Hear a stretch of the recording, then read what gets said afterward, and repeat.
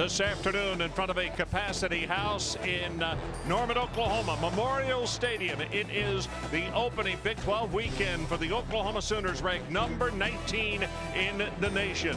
And here is a look at the Big 12 this week. Nebraska, what a defensive effort, scoring all 27 points in the fourth quarter. They defeat Missouri. Oklahoma State and A&M, quite a slugfest in the fourth quarter. Tonight, Iowa State or Kansas leading in that ball game in the fourth quarter. Tonight, Colorado, Texas, and K-State and Texas Tech.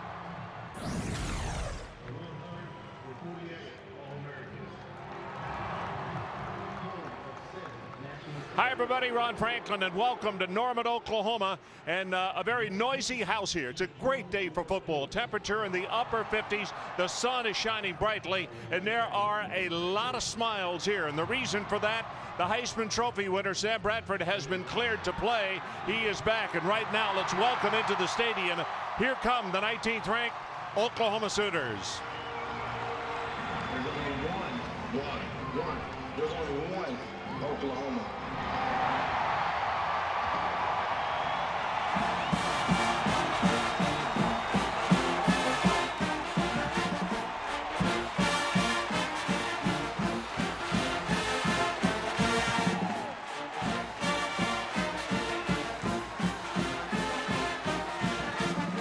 I mentioned the smiles in the crowd today because Sam is back, and you should have heard the crowd when they announced the starting lineups today. Just a moment ago, my cohort, Ed Cunningham, had an opportunity to talk with the head coach, Bob Stoops, about what the regimen would be today for Sam. What's the plan going into the ball game today? Plan is to play Sam like we always have.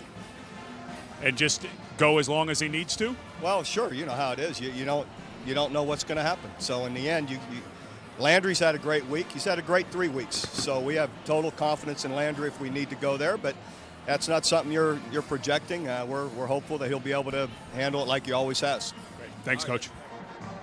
Ed Cunningham, we both went to practice on Thursday afternoon, the last hard workout of the week, and Sam looked very good. He also looked very sharp. And it was interesting talking about Stoops down on the field. He said the thing that convinced him was earlier in the week he had a 50-yard pass down the field that looked exactly like Sam did last year and then didn't feel the ill effects after that. Now, you get the Heisman Trophy winner back, so what does that mean to Oklahoma? Well, it means you get a great quarterback, but the offensive line has been inconsistent. Ryan Broyles, their best receiver, gets hurt last week.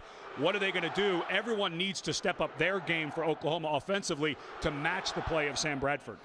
Baylor has had their share of injuries, and particularly at quarterback. Robert Griffin, that's my biggest disappointment for the audience. For those of you who have never seen him, really an outstanding quarterback and an outstanding young man. So Griffin can't go, and they're going to have a brand new face as a signal caller. Yeah, Blake Szymanski, who was the starter in 2007, hurt his shoulder in the game that he replaced Griffin. Not able to go, maybe able to go in an emergency situation. So Nick Florence, a freshman, gets his second start. First start last week at home against Kent State. Now we know Art Briles, as the head coach, is going to pull out all the stops offensively. Little different day, though, for Nick Florence than it was last week down in Waco. So we're just a few moments away from the opening kickoff. A chance to see the Heisman Trophy winner of last year back in service after 3 weeks.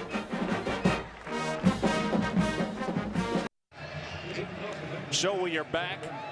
A little presence of wind today. There was another front on the way. In fact, we've been told that in the Panhandle, the temperature has already dropped to 38 degrees, and it is headed this way.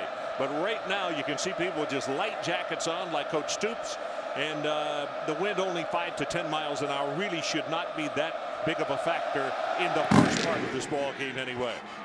Marlin's kick going to be taken at the 7-yard line. This is Geddes.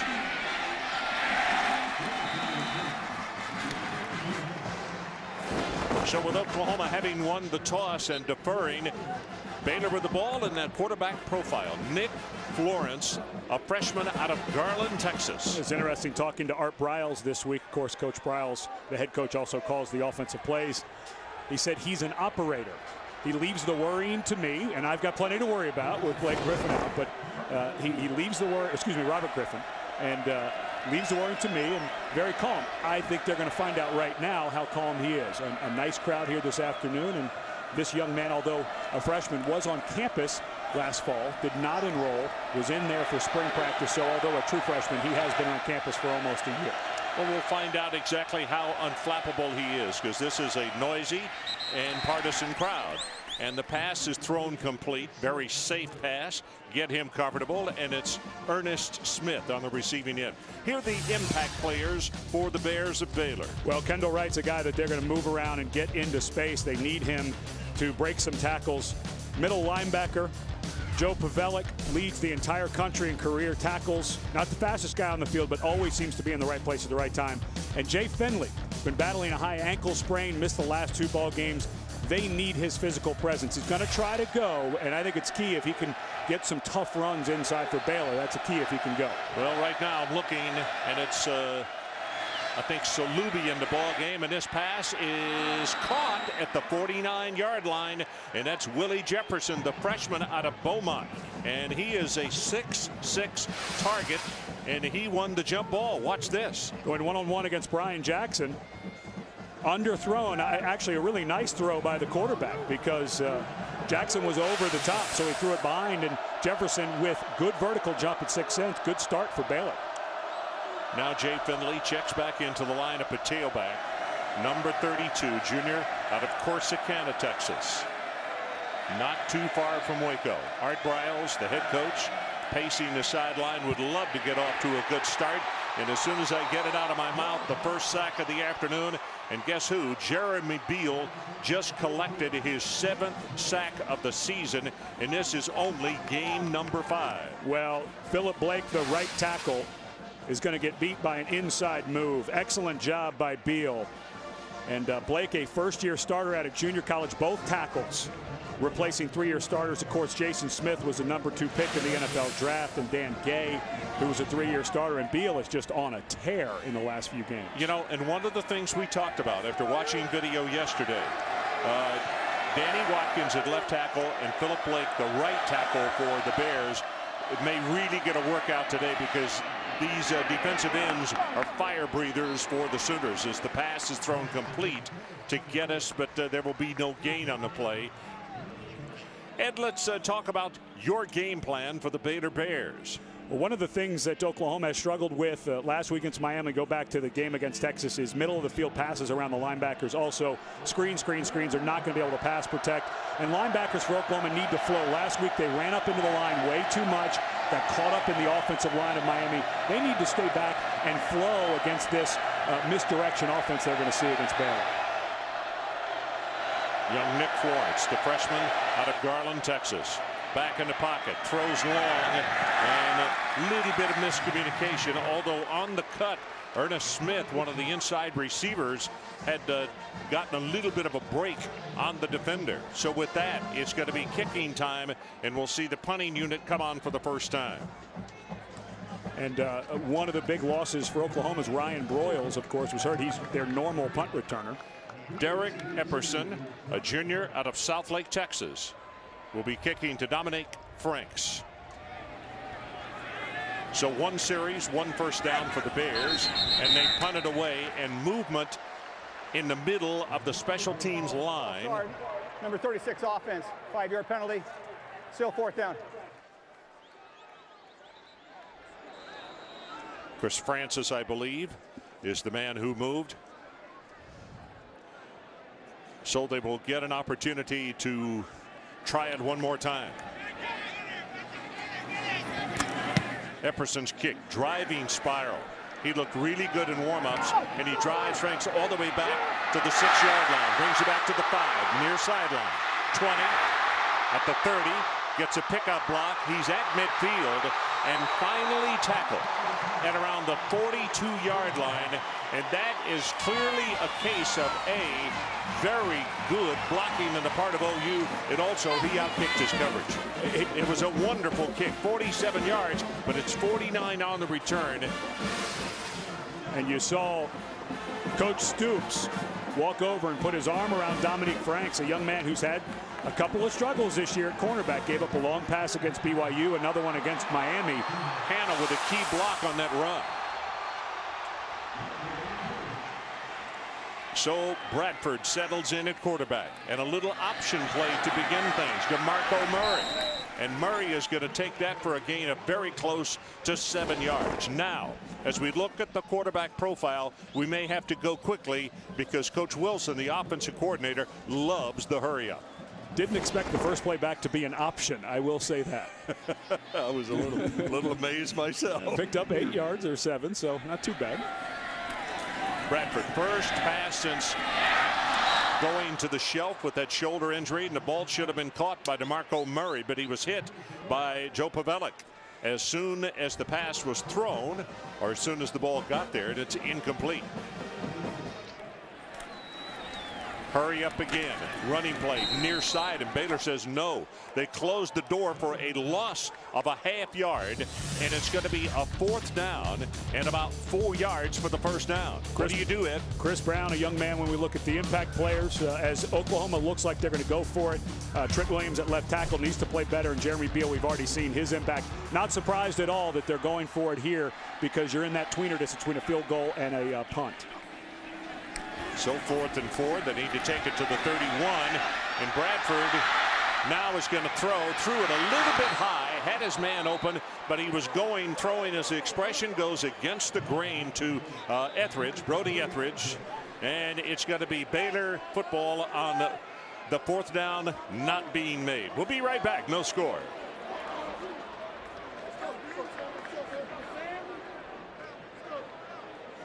Take us through it. This is the end of what happened on the last play to Bradford. Yeah, right when we were going to break, we saw him gimping around. Watch his right foot plant, and it just looked like his knee gave in just a tiny bit there, and then they went over the sideline and were working on that leg, and Landry Jones has been warming up as if he may come in. Unbelievable turn of events for a guy who battled back from a shoulder injury that he may have tweaked his knee. This was just moments ago, working on the back of that knee of Sam Bradford.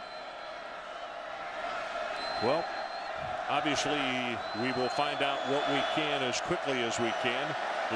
Jones is no longer warming up on the sideline. Florence, nothing there, going to be sacked. Second sack of the afternoon. This time it is Austin English who will make the tackle. Gerald McCoy also came over maybe to share a half of that sack, but that's 2 in the opening going. Bradford on the sideline, and they continue to work over him. It's weird sometimes when you go to plant, and that's a look at Landry Jones, who came in and played very well when Sam was down after that shoulder injury against BYU. The spring and took AC virtually joint. half of the snaps on Thursday when they were doing the 2-minute drills and what have you. Yeah, and Landry Jones played very well, but of course when you have the Heisman Trophy winner, he battles his way back. Just really unfortunate for Oklahoma because that much work doesn't look good. Quick look in. Has it complete? It'll go to the 40-yard line, and it'll bring up a 3rd down, and they will need to take it to the 45. It's Kendall Wright.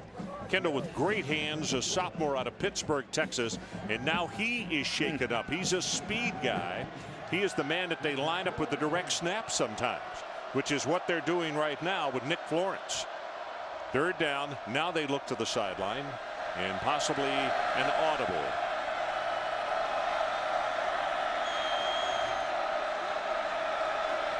That's Robert Griffin, who has the headset on, so he stays in tune with the game. He normally stays in the press box. Got it complete, close to the first down, broken tackle. He'll have it. And for the second time this afternoon, Baylor goes into Oklahoma territory. Salubi is the completion guy, and he will pick up 17 yards. Well, it's interesting to see how much Robert Griffin has been around. Usually an injured player does not travel with the team, but they've been talking a little bit. Robert Griffin has a micro tear of his ACL, so it's not totally torn. There's been talk that he's rehabbing, which you normally do now before the surgery, but there's been a little bit of talk that maybe he'd be able to come back and play before this season is over. They're just seeing how his rehab's going to go. Terrence Ganaway comes in at tailback, sophomore out of DeKalb, Texas, and he will get the handoff and take it straight ahead. He's a really good story. Art knew him from when he played at the University of Houston. Terrence's mom passed away, and he really just got away from football, from everything. It was a very difficult situation. He decided he wanted to play some more, so he went to Texarkana Junior College, and then Art called him up and said, hey, why don't you join us here in Waco? And he has come in to be a part of the team. It is really a fitter. Yeah, and for Art Briles, an amazing run at the University of Houston. When he got there, they'd won 8 games in the previous 3 seasons.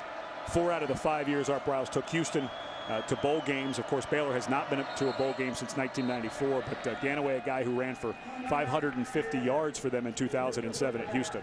Well, we'll take a timeout. No score, Oklahoma and Baylor.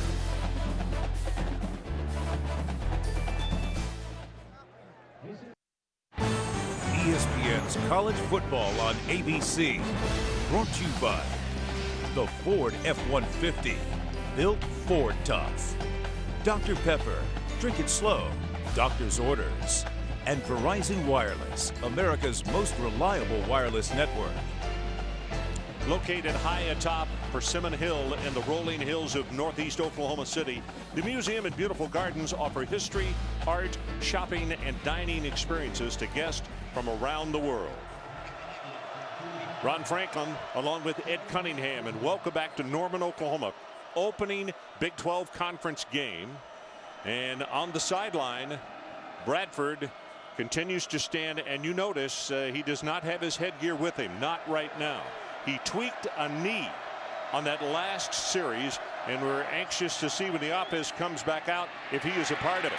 Florence will keep it, and he'll take it to the 40. It'll be a gain of 1, and 3rd down and about 7 yards for the Bears, as Austin English just recorded his 2nd tackle of the afternoon. Florence, a young man that gray-shirted last year, which means you don't enroll in fall. Of course, they knew they had Robert Griffin, so Florence was coming in as a freshman. He's 170 pounds, needed to gain some weight. Now he's up to almost 200. So he enrolled in the winter, went through spring ball. He's a very good runner last week, 2 rushing touchdowns against Kent State, so he can turn the corner. Ganaway back into the ball game, number 24.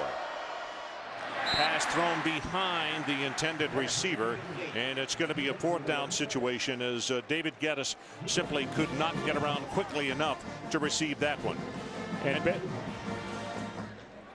And Baylor, they're going to go for it here with a 4th and 7. Again, you're at the 40-yard line. If you punt it and it goes in the end zone, you only gain 20 yards. I like this decision. Look for maybe a wide receiver screen. Well, Florence goes under center this time. Now comes back out from under center.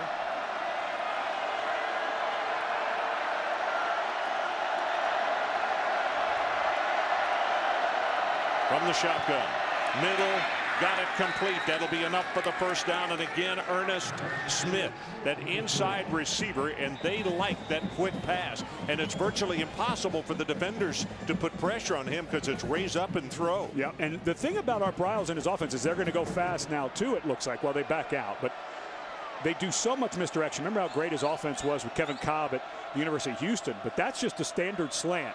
You spread them out. There's only one linebacker in the middle of the field up near the line of scrimmage, so not a simple throw, but if you throw it on time and you have a receiver with his body between the defender, you pick up the 7 you need for the 1st down. Straight up the middle, Ganaway, and he weighs 245, so they're thinking that probably, wait a minute, that was Salubi as a flag comes down. That, you know, putting some of the bigger running backs in there might help against Oklahoma.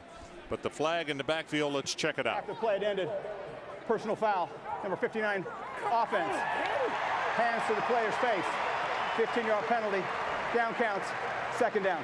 Well, that's Danny Watkins, and we talked about he and Philip Blake both are from Canada. Danny is from British Columbia. He's 24 years of age. He's been a firefighter and has also played hockey. A really tough, hard-nosed guy, and that might have been a hockey reaction there that he just gave that cost him that personal foul penalty, which takes it all the way back to the 46-yard line. Really tough penalty there. Danny Watkins, as he was finishing the block on English, his hand did go up into the face, and if it wouldn't have knocked off English's helmet, I don't think they would have called it. And now a timeout has been called by Baylor. Still no score, and the Bears were driving until that last penalty.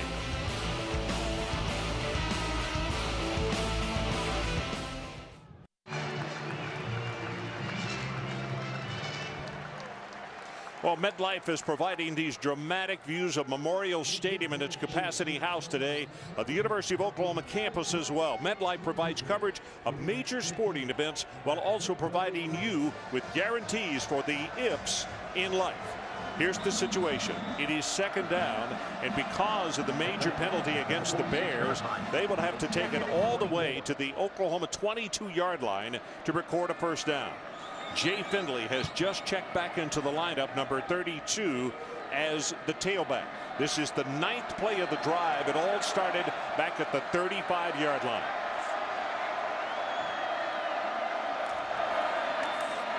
Quick pass.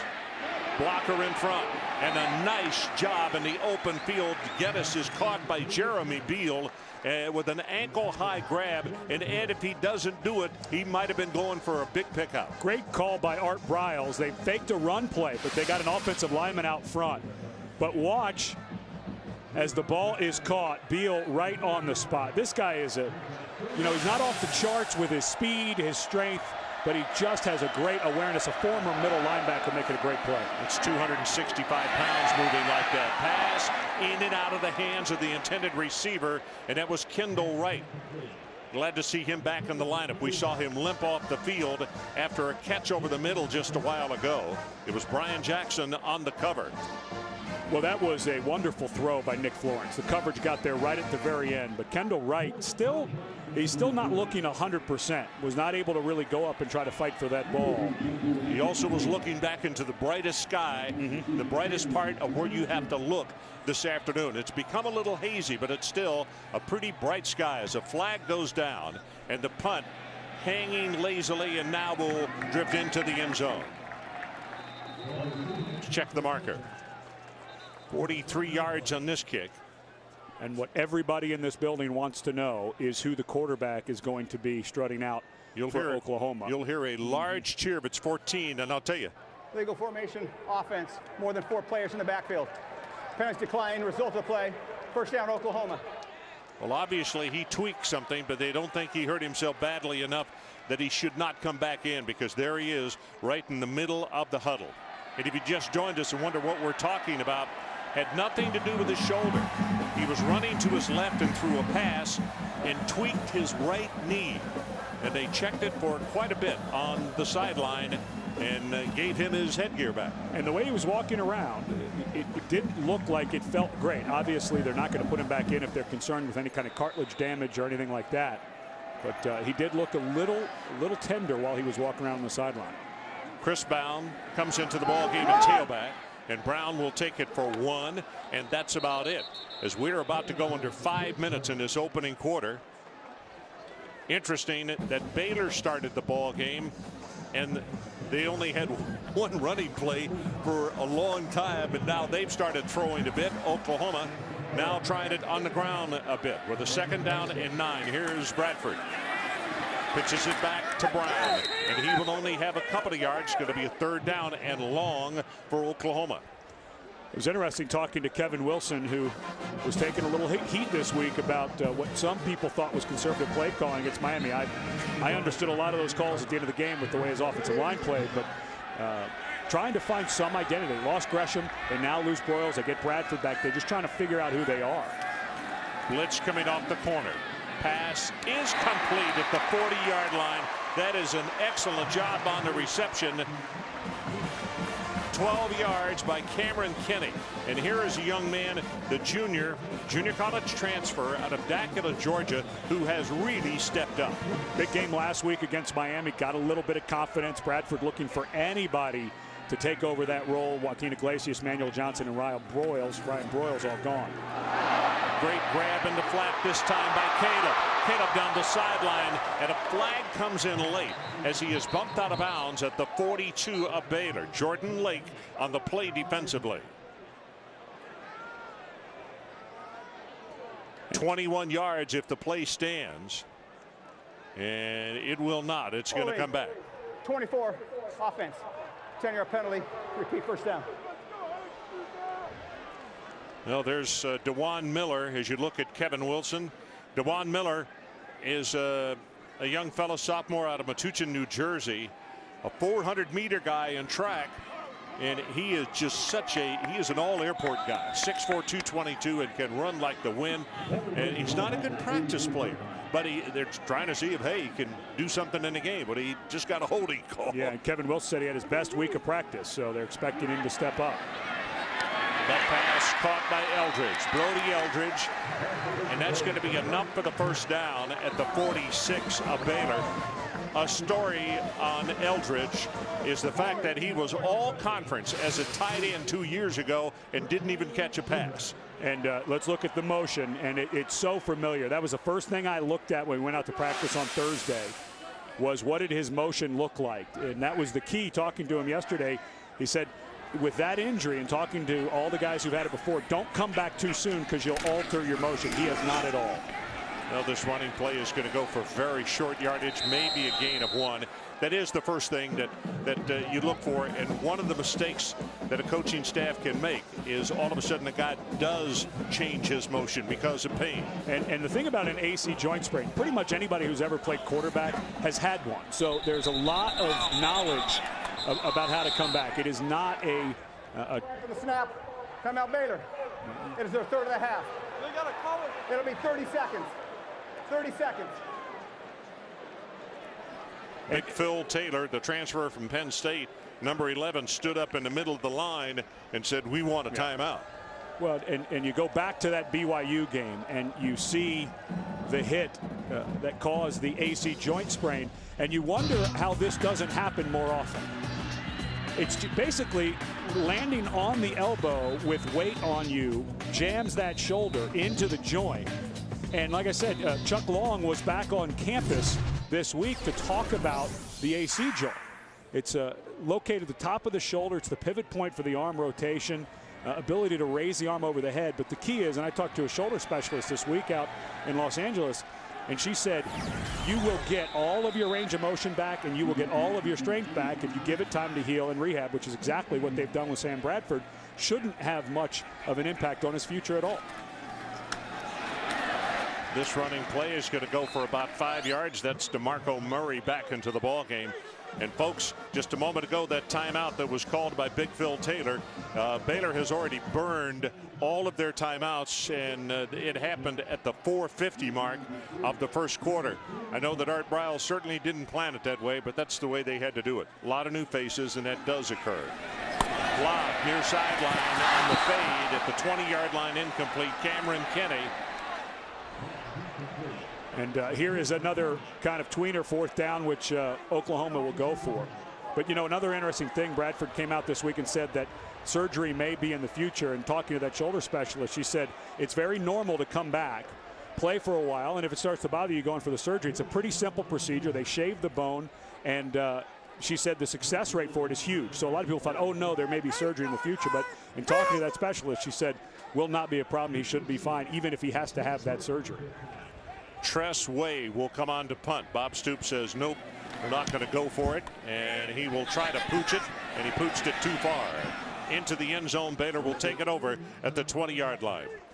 Well, this week, ABC Saturday Night Football features a Big Ten battle as Kirk Ferentz's undefeated Iowa Hawkeyes take on Tate Forcier and the Michigan Wolverines. ABC Saturday Night Football presented by Southwest Airlines. 8 o'clock Eastern, 5 Pacific.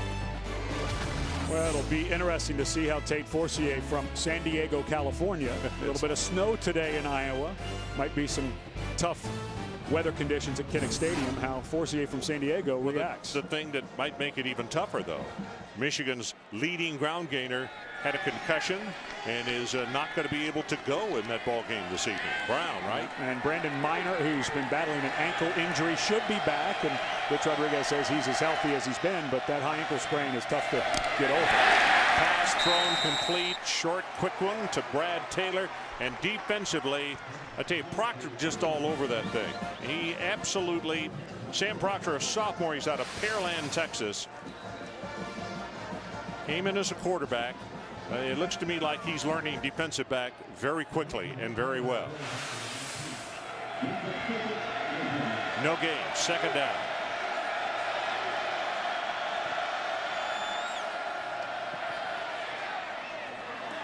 Got this one complete at the 30 to Sampson. now being pushed back, but they'll see he had forward progress to the 31, and that is enough for the first down. You know, yesterday when we were watching the film of Baylor against Kent State, the first thing that both of us noticed was Nick Florence has a very good motion. The ball gets out quickly. He's accurate. Right. I think he's a pretty highly recruited guy. Turned down Purdue to come to Baylor. Both of his folks graduated from Baylor. His fraternal twin brother Luke is a student at Baylor. He said, this was home. This is where I wanted to go. And I think Robert Griffin is their guy for the future, but I think they've got a player here in Nick Florence as well. Jay Finley back in the ball game, playing with a high ankle sprain, and Florence is going to keep the ball, and he'll have a gain of 4 to the 35. Well, there's a new place to go to get the latest on the teams you care about most. ESPNDallas.com. Big 12 football, the Stars, the Mavericks, and of course the Cowboys. ESPNDallas.com is your home for sports news, radio highlights, and updates to the Dallas-Fort Worth Metroplex. And this is that cat and mouse game that offenses are now playing, where you're not sure if they're going to snap it. The coach is upstairs for Art Briles telling him what defense they're in. Are they going to snap it or come out of it? Florence had quick pass again, and Baylor really likes this. It is not enough for the first down, but it'll be 3rd down and 1. And this reminds me so much of Southern Cal with Matt Leinart, who is not known as the quickest of foot guy, and Norm Chow would have him one step out from under center. He was not in shotgun most of the time, as they tried for the 3rd down, and they don't get it. But he would just raise up and throw the football. Impossible to put pressure on. And that's the whole key when you're playing against a defensive front like Jeremy Beal in Oklahoma. And this is awfully close. They went with the quick snap on the quarterback sneak. And it looks like Baylor, well, they're going to let the quarter run out before they decide what to do. But I like this playing by Baylor on those quick throws, because the way Beal and his mates have been rushing, get away from those guys.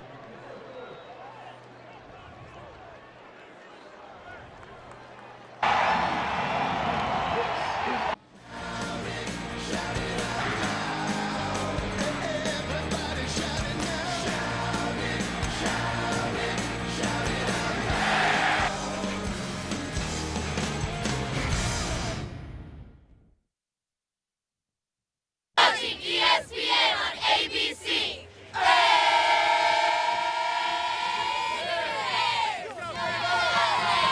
Okay, thank you, ladies from Baylor. Look at those numbers. 83-51 total yardage in favor of Baylor. In time of possession at Cunningham, 11 minutes to 3 minutes and 57 seconds. That's one way to keep them getting burned big time by the Oklahoma offense. And Sam Bradford over on the sideline, still not looking like he feels great on that right foot that he tweaked ever so slightly when he was rolling to his left trying to hit Brody Eldridge. Well, 4th down, and they go for it, and they make it. Wow. From inside their own 40-yard line, it was Ganaway, the young man from DeKalb, Texas. Szymanski in the ball game to receive the snap. I was surprised they went for it. I thought it was going to be that deal where they went up and tried to draw Oklahoma off sides, because they've actually played pretty well on defense so far. Thought they'd punt that away. Florence back in the ball game at quarterback, though, replacing Szymanski, who came in for that one single play. Blake injured his shoulder and was unable to go in this ball game today, and so far the freshman has acquitted himself pretty well. Looking, gonna go long, near sideline, has a man, collision, and here come flags. Kendall Wright was the intended receiver. You know, Art Briles said to us on the phone this week, talking about Nick Florence, Pass interference, number 20 defense, 15-yard penalty, automatic first down. That he was an operator, just has a good feel for the game.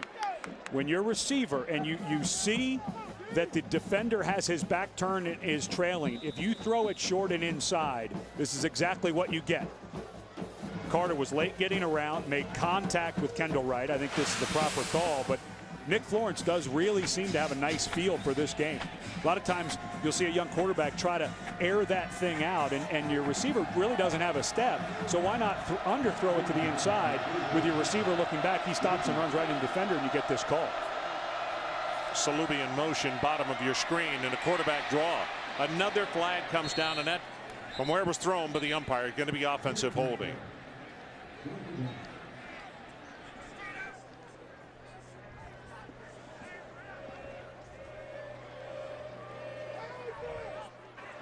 Holding, offense, right guard. 10-yard penalty. Repeat, first down. So, Ed Cunningham, I would simply suggest to you that the format that Art Briles has right now for this ball game has got to be worrying Bob Stoops, because Bob's offense is not getting out there real often. Baylor needs to start converting, though. They've started to have these little mistakes. It's like they're moving the ball and almost surprising themselves. They need to feel okay that they've come to Norman, Oklahoma. And Art Briles said, after today, we're going to know a lot about ourselves individually and as a team. And right now, Baylor is in here playing as best they can against number 19 Oklahoma. They need to just quit making those little mistakes with the penalties, hands to the face, and now a holding penalty. And if you just turned us on, there is no score. Going to throw it on top, far sideline, and this one well overthrown.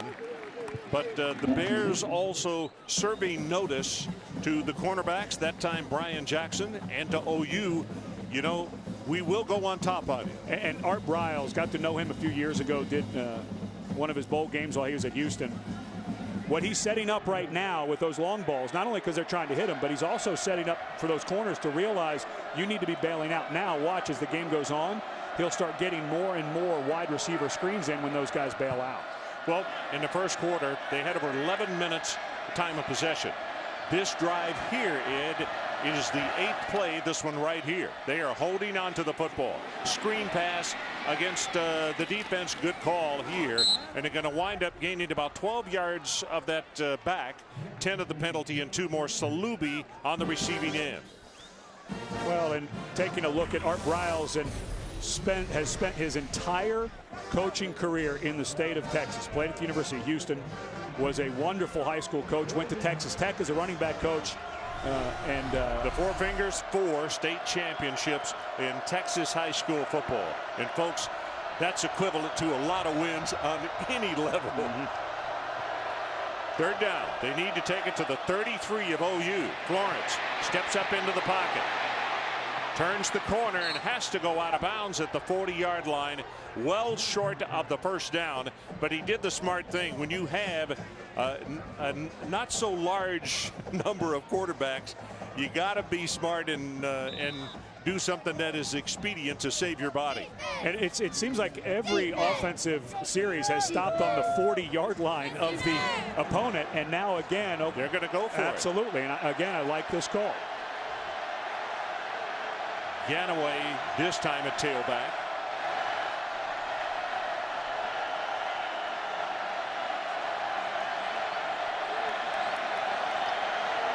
From the shotgun.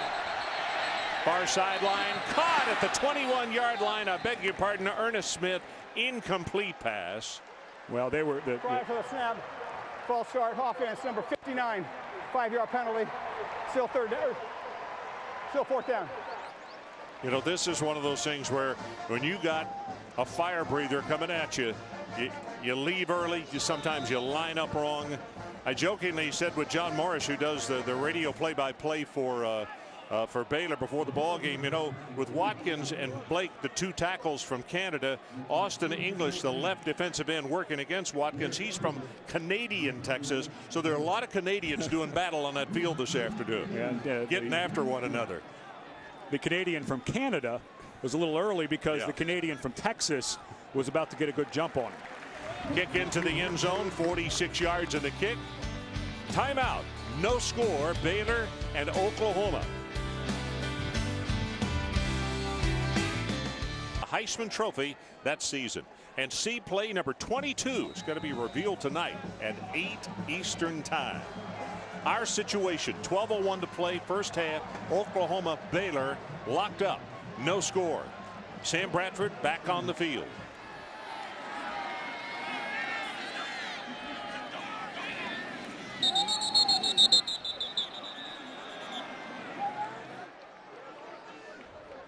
Prior to the snap, false start, number 6, offense, 5-yard penalty, still first down.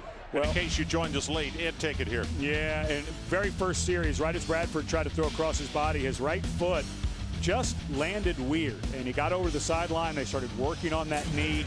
He's been back in the game, but he does not. It probably will get better as the game goes on, but the series after that, he looked like he was still favoring that right leg. So 5 yards stepped off against the Sooners. 1st and 15. Bradford throws the pass complete. 20-25 is Reynolds. Jazz Reynolds, a freshman out of Houston, Texas. Now, with all the injuries and all the new faces, one of the things, like the offside just a moment ago, that the coaches talked about yesterday, particularly Coach Wilson, about offense, their lack of continuity has really been surprising. As a major penalty is being stepped off here. What happened, Ed? Well, I didn't even see the flag. And the referee just called off a personal foul, and they just walked off 15 yards. Carl Richens, the referee, made that call very quickly. That's the 6th penalty against Baylor, the 2nd 15-yarder.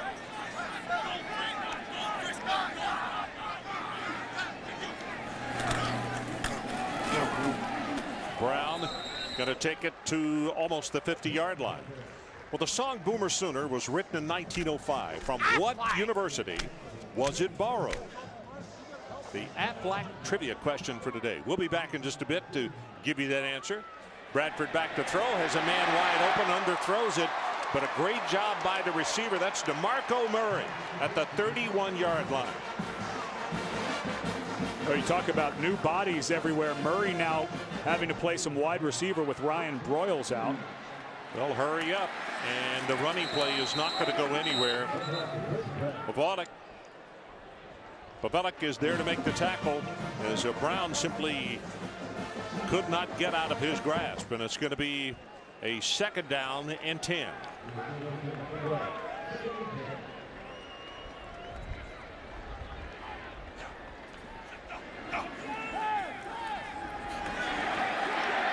Bradford has a man wide open, 15-yard line. 1st down, Oklahoma. That's Cameron Kenny again. Wow, was he open. Well, in this offensive line, you've got to figure their blood pressure raised a little bit. Sam Bradford comes back. You don't want to be the guy that gives up a sack on the Heisman Trophy winner nursing a bad shoulder, and that was really nice protection. No pressure brought by Baylor. Quick pass. Got it. 5 at the 2. It's Cameron Kenny. 1st and goal, Oklahoma from the 2-yard line. And Oklahoma is going super fast now. I like this tempo on this drive. So Baylor trying desperately to make defensive changes, bringing in some bigger bodies here in the red zone with a 1st and goal from the 2-yard line. Clapp comes in at fullback. He's the lead. Handed off in the sweep, and it'll be touchdown Oklahoma. And here comes a flag in from the deep corner. Let's wait and see, but boy, that could be holding. It is holding against Oklahoma. The man I was just talking about, Matt Clapp. Number 47, offense. 10-yard penalty. Repeat, 1st down. Let me apologize to Matt Clapp. Trent Lattery, the number 2 tight end, number 47, was flagged for the hold. Yeah, he's the guy who comes in motion right there at the end of the line of scrimmage.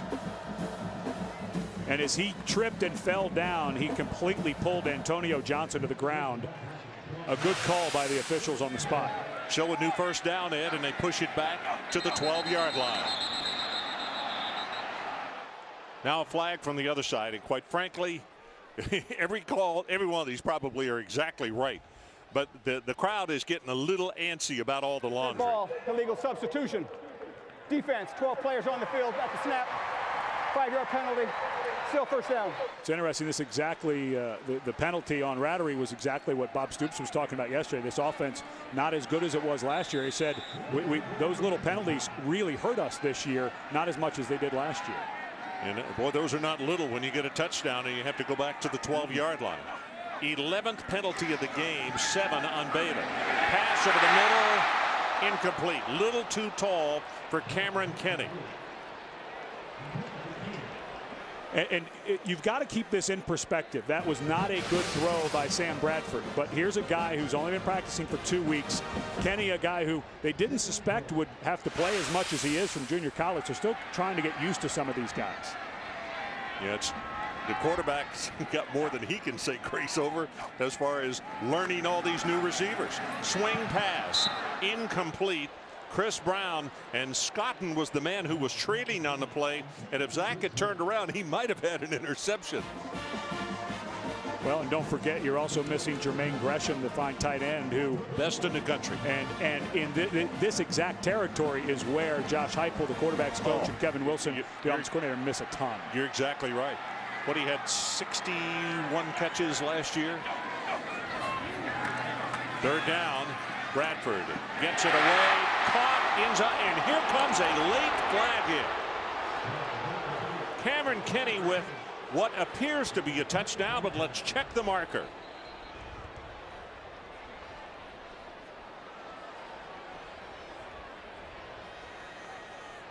Personal foul, roughing the passer, number 97, defense, illegal helmet contact.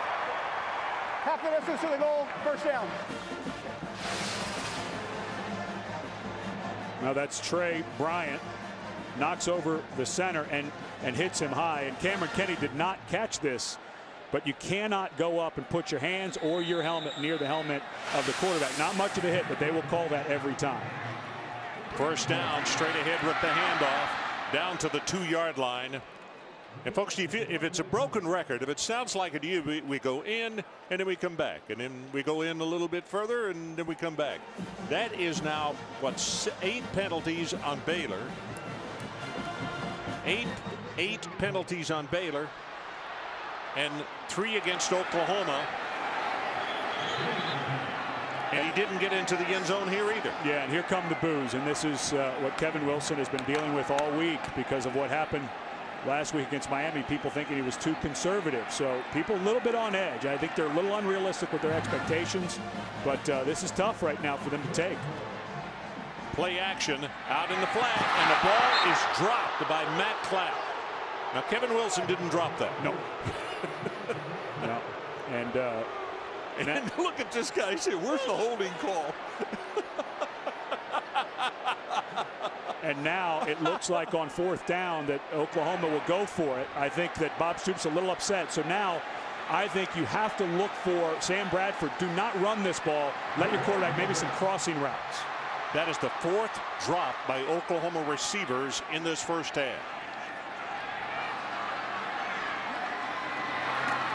Running play, touchdown, Chris Brown. Trent Williams with the paving block.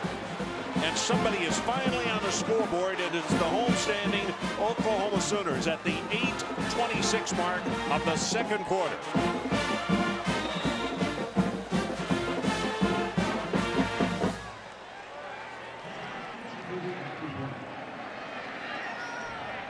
Stevens to attempt the extra point. Good pass, and Jimmy knocks it home. And with 8:26 left until the halftime, our new score is Oklahoma 7 and Baylor nothing. ESPN's college football on ABC. Brought to you by Nissan Maxima, proud partner of the Heisman Trophy. Aflac, we've got you under our wing. And Bud Light, with the just right taste that's not too heavy, not too light. The difference is drinkability. Well, the National Weather Center, of course, it works to improve understanding of events occurring in the Earth's atmosphere. This is a great view, and it is now a little bit hazy as you look at the scoring drive. 12 plays and 80 yards, 3:35 off the clock. But what a great shot coming from our camera up in the sky today. And you can see that capacity house. There are no seats to be had in this one for this first conference game. From the 7 is Williams. That ball is loose.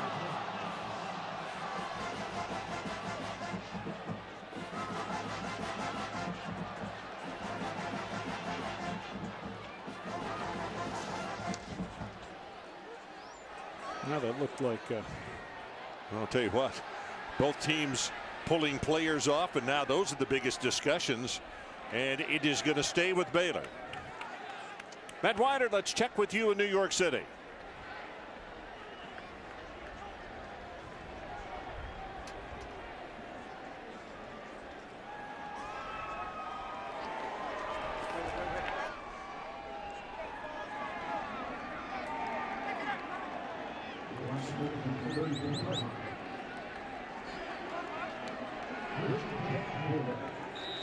Wow. Well, not surprising that it is a low-scoring affair. For some reason, I kind of thought that Ohio State's defense playing at home, particularly that defensive front, would kind of maintain control. Well, and that's probably why Brett Bielema decides to go for the fake field goal. As good as Ohio State is up front, thinking we're not going to get a whole bunch of shots, we better attempt something a little create crazy. Our own. That's right. Lawrence, play action, goes over the middle, has it complete. That's going to be close to the first down, but they're going to say that his knee dragged about a yard short. That's Akers on the receiving end. Well, here's the answer to our Aflac trivia question. The song Boomer Sooner was written in 1905. From what university was it borrowed? Well, you should know. Yale University. The song Boola Boola, written in 1900. Now sing that the rest of the afternoon. That's Boola Boola that's playing right now. Then complicated and add Boomer Sooner. That's not going to be enough for the first down as Ryan Reynolds steps up to make the tackle on Jay Finley. Good penetration that time by Oklahoma up front. Really the first time that Art Briles has had to deal with a lot of penetration in his run game. He was getting some not good yardage but productive yardage against Gerald McCoy, who looks like he may be banged up. Wow, we've just had a lot of guys who haven't. Well, Finley, we know, has the high ankle sprain, and you can see him coming off to the near sideline. So that means that Terrence Ganaway again will check in. Third down, they need about 2, and they throw it. And the tackle, what a defensive play. Put a huge asterisk by that play right there, because Sampson had no place to go. It was Keenan Clayton who came up and just cut his hair. What a nice job, Clayton, a safety in 2007. They needed some more speed at linebacker last year, so they moved him down around the line of scrimmage. Walked out in coverage on the slot receiver, who was then going to block, and Clayton just completely outran him as the receiver Sampson right when he caught it. This is Epperson, his 4th punt of the afternoon, and it's off the side of his foot. Franks picks it up at the 15. Still on his feet, and a good open field tackle at the 20-yard line. So let's take a timeout. Sam Bradford, shoulders okay, tweaked the knee today. We'll see him again in just a moment.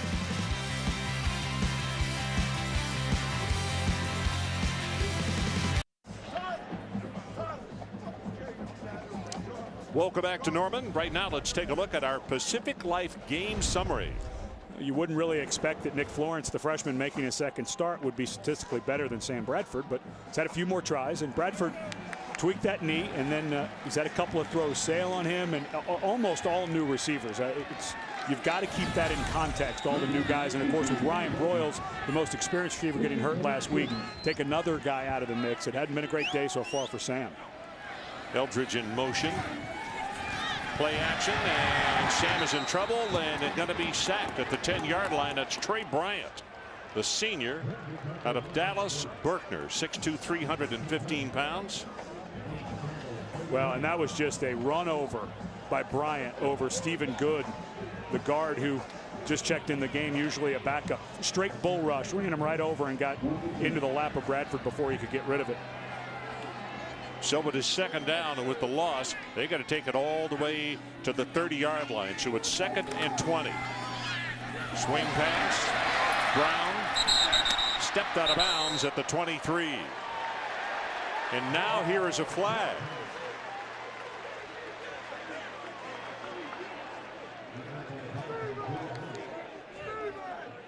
And they are going to get a late hit on free safety Jordan Lake. First team all Big Ten safety last year. Didn't know, probably didn't hear the whistle, didn't know that Brown had stepped out of bounds and went to finish it off. And because Brown had stepped out and the whistle had blown, I believe they're going to get him for a personal foul. All Big 12 last year. There is no foul on the play. The action on the sideline was legal. Third down. Jordan Lake, by the way, a senior out of Houston, Texas, played at Memorial High School. And I like that they called this off. There's no way that he knows Brown had stepped out. He thinks the play is continuing, coming over to make the tackle. I don't mind them blowing that one off, even though the Oklahoma coaches were hoping for it. So it is now third down. Line to make is the 30.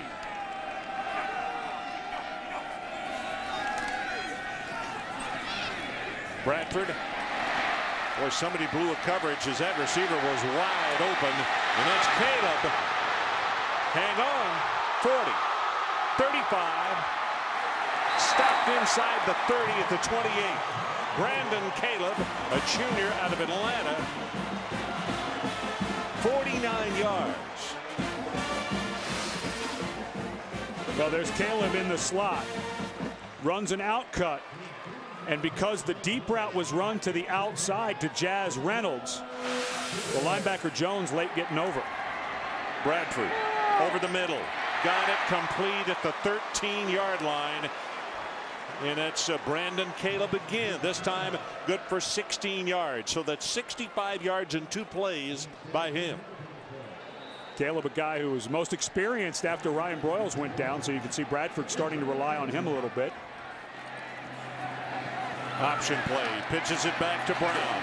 Tries to turn the corner. He is going to be around the 10-yard line. Jordan Lake defensively for Baylor. Now they'll say forward progress to the 8.5-yard line. 7-0 Oklahoma leads, and they're driving again. We're about to go under 4 to play until halftime.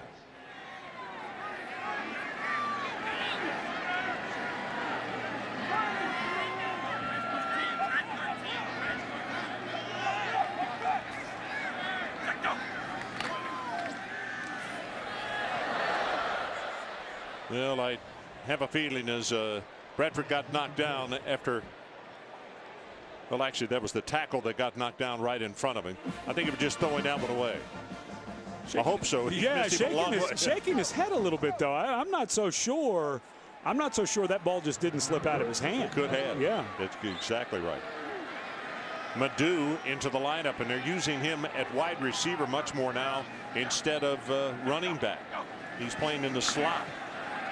Bradford over the middle. That's not going to be a flag. Okay. Wow. Whatever. Rattery, the intended receiver. Jordan Lake was the man who was making the cover on the play, but there is a flag back behind the line of scrimmage. Well, Rattery's just running a post route. Personal foul. Roughing the passer. 41 defense. Half the distance to the goal. Automatic first down. Man, they missed. After seeing that replay, though, their feet did get tangled. I don't think it happened from being pushed. Do you? Yeah. Well, he did have that right arm kind of dragging a little bit there, and that's the second time in a row where second call that has been made for going to the helmet. That was Pavelic that time too high on the quarterback. That is 3 15-yard penalties in this first half against the Baylor Bears. And we'll check the total number here in just a second. Running play. Brown's second touchdown of the afternoon. Oklahoma goes on top 13-0.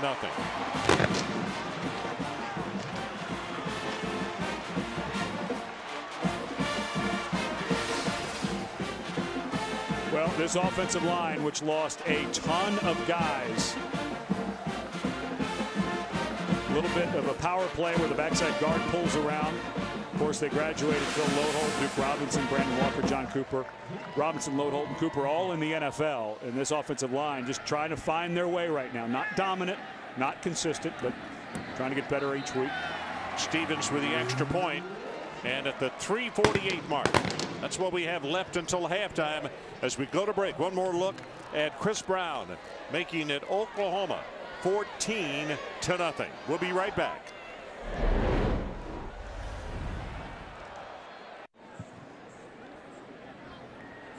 Yeah, that is absolutely gorgeous on this sunshiny day. As you can see, it is just almost 2 blocks away, almost backing up to the stadium. Landscaping and everything simply beautiful. And on a day like today, it really magnifies the beauty of anything that is manicured like that. It's interesting talking to St. Bradford about the timing of coming back against Baylor a week before they go to Dallas. He said, yeah, it's kind of nice how that worked out, isn't it? Short kickoff on the ground, picked up at the 30-yard line, and good field position for Baylor at the 40. Now a reminder, Tony Stewart reemerged as a championship contender following his week up in Kansas. Can Mark Martin or Jimmy Johnson answer back as the chase heads west? Chase for the NASCAR Sprint Cup continues with the Pepsi 500 at California on Sunday. That's 2:30 Eastern on ABC. Here are the penalties in this first half, folks. Baylor 9 for 68, 5 major penalties, and Oklahoma 4 for 40, a total of 13 penalties. And now for Art Briles and Nick Florence, his freshman quarterback, without any timeouts. They've plenty of time, but they've been moving it, just haven't been able to finish it off. Well, that pass got it off quickly, but threw it just behind Kendall Wright. That'll stop the clock at the 3:40 mark. You know, I can see what the head coach means when he talks about this young man's poise and the fact that he just doesn't get up all tight. It's not bothering him, this big crowd, or playing Oklahoma. No. And that's what Art Briles talked about all week. He said, keep your focus tight. It's a 100-yard field, 53 yards wide, 60 minutes on the clock for the game. Just keep it focused. And he said Nick Florence does a good job of not worrying. He leaves that to me. Lets me worry about all the stuff, what plays to call, etc. Little play action this time over the middle, wide open. That's Brad Taylor, the tight end, and he's finally going to be tackled at the 27 by Sam Proctor. Woo. Did somebody blow a coverage? 43 yards on that pass play. Well, it was an excellent job. Good play call. Watch Brad Taylor as he comes over to that side of the field. They release him right down to the middle of the field, and this is what we saw a couple times against Miami last week, just losing the tight end. Well, Florence gets that one away, just trying to throw the pass away, and it's Frank Alexander who came in with the hit on him. And that was a nice job by Florence just to be able to get that away, because Frank Alexander was right on top of him. Art Briles' background is a high school coach, called all of his own offensive plays, started in the college ranks under Mike Leach, of course, who had come from Oklahoma to Texas Tech as a running backs coach, and then got the head job at Houston and continued to call his own plays. Done it his entire career. So the situation. Play clock is down to 4, down to 3. Second down and 10, Baylor.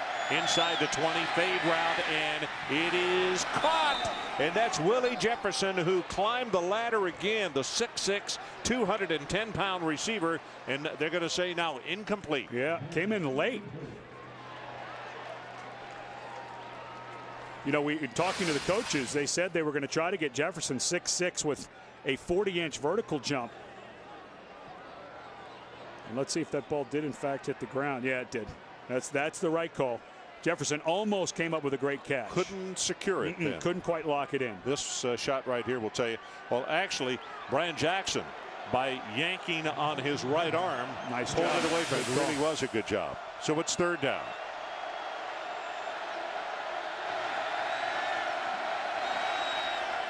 Florence looking, now drills it, and can he hold on?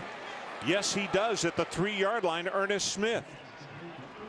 What an incredible catch by Smith. New set of downs, Ed. I mean, good throw. This Nick Florence, you know, we talked about it. There's Smith in the slot. Just gets back inside. Good coverage. Wow. Right as the safety was getting there. Nice grab. Number 20, Quentin Carter, and that was an excellent catch. And, you know, I know it's only the first half, but what we've seen from Nick Florence was exactly what we saw last week against Kent State. Not taking anything away from Kent State, but that's not the Sooners defense that he played. But this young man really looks the part. And I don't think it was lip service what Art Briles was saying, that he's an operator. Well, let's see. The timeout here. Oklahoma is challenging the ruling on the field that it was a completed pass. Oh, okay. Because I knew Baylor had no timeouts left. They burned their last one with just over 4 minutes to play in the first quarter. And even if Oklahoma loses this one, they still got 2. I think the key here is just like we saw on the fade before, does the ball end up hitting the ground? It looked pretty clean to me. Oh, that one we kind of lose it, though. Yeah, and remember that a catch is a process. You have to come down and control the ball. So it's not enough that the knee hits the ground while he has possession. You know, no, that's a catch. He did. He secured it. I think a good challenge, though, by Bob Stoops. Yeah, I do too. But it looks like it is secured already with the right hand, doesn't it? Does. Yeah, I think that's a catch, but it did look close from the angle we just saw. Yeah. I don't see any indisputable video evidence to overturn the call on the field, which is what would happen. But, of course, coaches get a challenge. You can use that timeout. So Stoops will lose the timeout, which could matter when his offense gets the ball back, and he loses the ability to challenge for the rest of the game. Well, here's a reminder coming up, the Cooper Tires halftime report. But, of course, a converted third down where it looked like Baylor may have to try a field goal. I don't mind. Again, I like the challenge, but that looked to me like Ernest Smith made a clean catch. Nice job, actually. Ernest Smith is, you know, he's been really good when they have thrown the football to him. One of the inside receivers, 6'3", 200 pounds, a senior out of New Orleans. And, of course, the officials see exactly what we've seen. We feed our camera shots up to the replay officials, so they see exactly what you've seen at home. There's no other cameras that those officials get. So we're all treated to the same thing that they're seeing. And the rule says that it has to, the call on the field to be overturned has to be indisputable. After further review, ruling on the field stands. It is a catch. First down. First and goal, Baylor Bears. The ball now will be 3 1/2 yards away. And as we have a couple of seconds, you know, I just want to say, you know, Art Briles is a guy that you talked about, has done all his coaching in the state of Texas. And a lot of people in this state know him, they like him, and they admire him. And I don't know if you've ever heard this story or not, but one of the most difficult things I've ever heard in my life. He played at the University of Houston. They went to Dallas for a game against SMU and continued to look in the stands for his parents, only to find out after the game that both had been killed in a car crash going up there. And, you know, I just thought, wow. And he was able to hold it together, keep his life, you know, in one piece and do what he loved doing, and that was playing, wanted to pursue football. And you hear a lot of coaches talk about making their team a family. There's nobody who does that more than Art Briles. Has a son, Kendall, who coaches wide receivers for him, but he keeps a very tight family atmosphere in his locker room and his team. Play action to Ganaway, throws it out in the flat, and that's Andrew Judy, a senior out of Crawford, Texas. And the Baylor Bears are on the scoreboard at the 2:10 mark. How many times do you see that where a guy who's coming across a formation as a blocking back then slips out into the flat and nobody picks him up? Great call by Art Briles.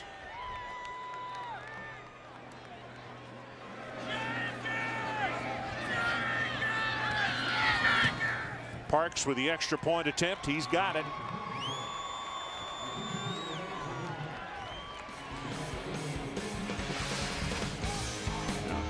Comes across, going to run right into the flat. Easy pickings. All of a sudden, Baylor's back in this ball game. 14-7. Sooners. We'll be right back.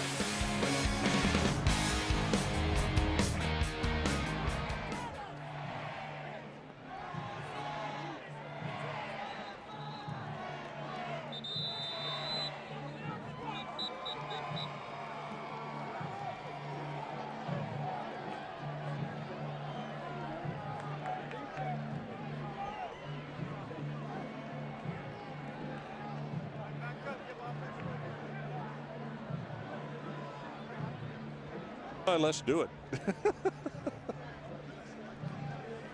In Norman, Oklahoma, it's the opening of the Big 12 Conference season for both of these teams, and Baylor has just scored to cut OU's lead to 14-7. Wow, good coverage on the special teams. He's not going to make it. Madu tackled just shy of the 10-yard line. Well, ABC's Desperate Housewives is all new this Sunday.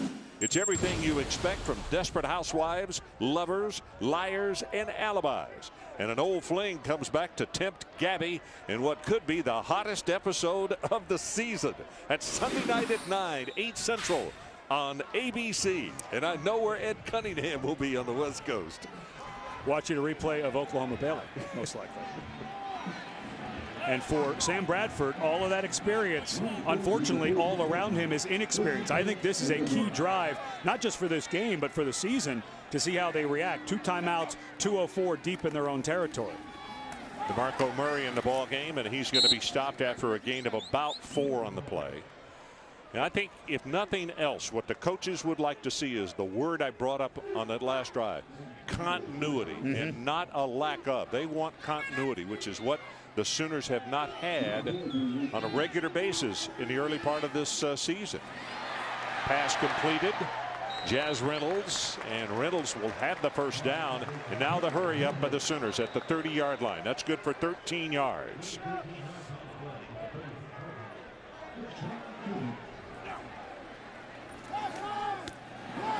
In and out of the hands of Jazz Reynolds.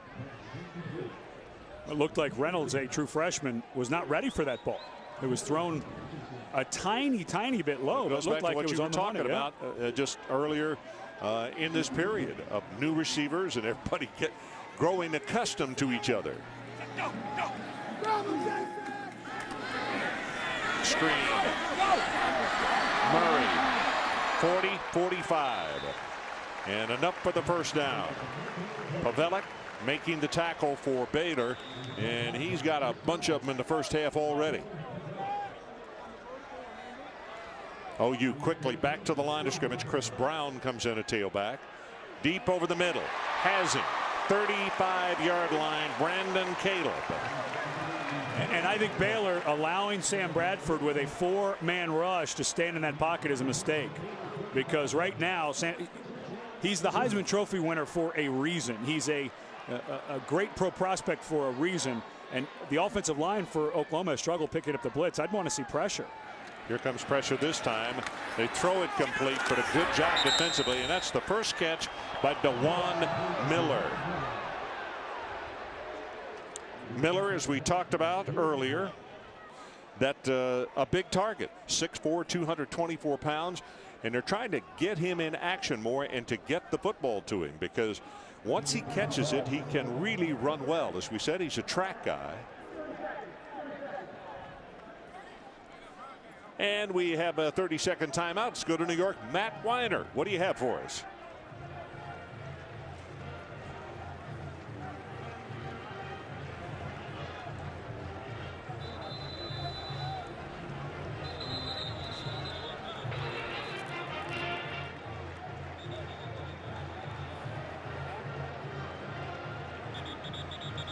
Okay, Matt, not surprising that sputtering Ole Miss offense is having trouble against a very, very good Alabama defense. Toby Keith, he is a huge Sooner fan. I see him all the time at basketball games when we're here doing the telecast. Got his new DVD out. Deep over the middle, got a man open, and the ball is dropped by Caleb. Caleb was looking at the promised land saying, Toby Keith's going to be singing about me here. Well, and this is what is going to plague the Sooners all year. This is exactly it. This is a blitz from the outside, unpicked up. Bradford gets cut in half, and then a receiver, even though he's a junior, Caleb making the drop. I don't think people realize how much they were going to miss Joaquin Iglesias and Manuel Johnson, because those guys caught everything you threw to them. Third down. The line to make is the 25, and of course we include Broyles in that group as well. That pass dropped. That's Jazz Reynolds, the freshman, and that ball, well, probably should have been caught. It hit him right in the hands. And you know, Kevin Wilson has been taking a lot of heat, but when you're dropping 7 passes, your offensive line, like they did last week, has had trouble picking up the blitz. I look at some of these calls and I say, I understand them. I understand why you run it 6 times in a row. Because they just are really struggling to find any rhythm whatsoever. Two of those first plays that people fussed about, there was a gain of 12 and a gain of 8. You do continue to run when you're picking up that kind of yardage. OU on 4th down attempts today, 1 of 2. Pass almost intercepted. And then a second chance, but Baylor will take it over with 25 seconds. 25 seconds until halftime. Jeremy Williams with a nice job with the cover. And that was just a very disappointing drive. If you're an Oklahoma fan thinking about next week going to Dallas for the neutral site game against Texas, and that ball, Bradford just never even saw Williams, the strong safety who had come off of his coverage on the tight end Eldridge, never even saw him. But can't put all of that on Bradford. 2 drops on that drive, and total of 7 we have unofficially in the first half. And an offense that scored at will last year, really struggling. So that's Salubi. He will carry the ball straight forward, and that should be, unless they go hurry up here, the final play of the first half. And Bradford heading to the sideline, and you know, is he limping a little bit? He tweaked the knee on the second series. He just came down strange. Art Briles' crew just playing a very, very stubborn and tough game here. You see the numbers on Bradford: 14 of 25, 227 yards, and there was no scoring in this ball game until the second quarter. And because time of possession at the end of the first quarter, Ed, was over 11 minutes for Baylor and not quite 4 for the Oklahoma Sooners. It's intermission time. Let's take a break. Big 12 action from Norman, 14-7 OU.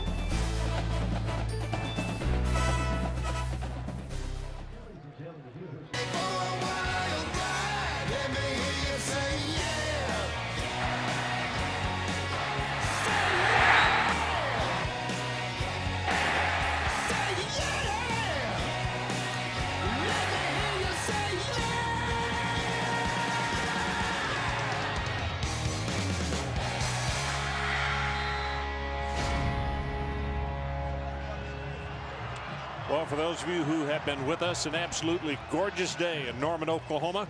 Capacity house for this first conference game of 09. And for those of you just joining us, it is 14-7. I know that the Sooners were heavily favored in this one, but that situation has simply not afforded itself. No, especially Sam Bradford comes back, the Heisman Trophy winner. He's a bunch of guys dropping balls, but Baylor needs to clean up the penalties too. They've had their chances. The kick return, and Madu takes it out to around the 40-yard line. And so our score as we open the third quarter is 14-7. The Oklahoma Sooners on top. And Ed Cunningham, in going back and looking at the numbers, a lot of uh-ohs on both sides, both Baylor and Oklahoma. Yeah, Oklahoma with all of those drops, and Bradford missed a strong safety and coverage, almost to an interception there at the end. So long way to go for Oklahoma offensively. And as they head into the Big 12 conference schedule, of course they play Texas next week. They have a lot of things to clean up. Let's see if they can do it here in the second half. DeMarco Murray in the ball game to open the second half. And let's take a look at the Pacific Life game summary and some of the things that Ed is talking about. Normally categories we don't put on there, but like penalties, good heavens, 13 penalties, 9 against Baylor. And look at drops. 7 passes dropped by Oklahoma, 2 by Baylor. Murray has 5, has 10, counted off at about 12 yards. Jordan Lake will make the tackle out of the secondary, and Brian Simmons, the left guard, with a very nice block on the play.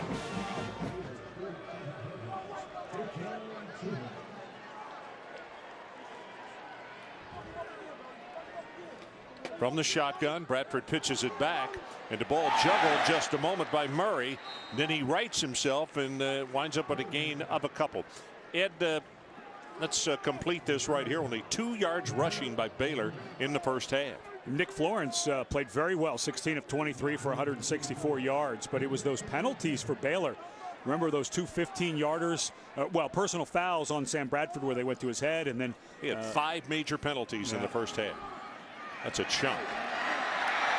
DeMarco Murray will have the first down as he fights his way inside the 37 and down to the 35. Antonio Jones makes the tackle, and that is going to be good for the Oklahoma first down. Of course, Murray missed the national championship game against Florida with that hamstring injury.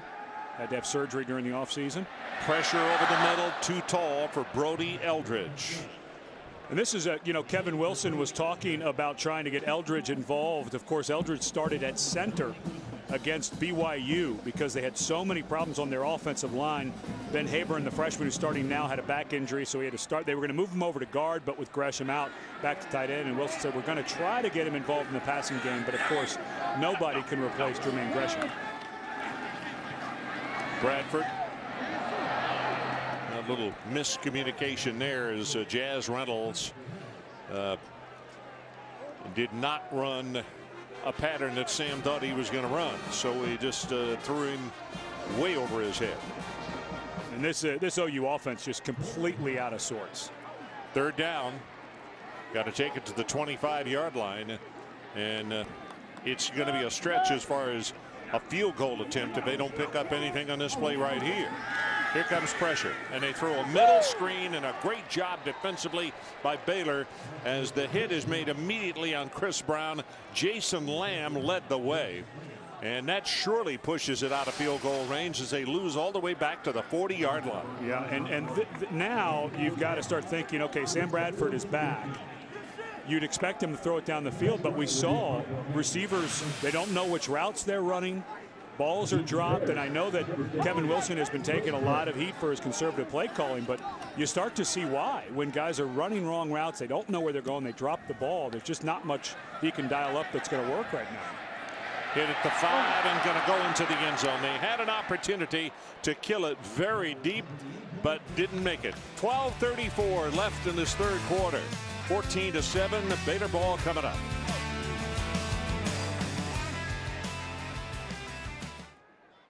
Back, you look at the offensive unit of the Baylor Bears, and their defense did the job as they stopped what appears to be a good start for OU. Numbers on Florence, 16 of 23, 164 and a touchdown.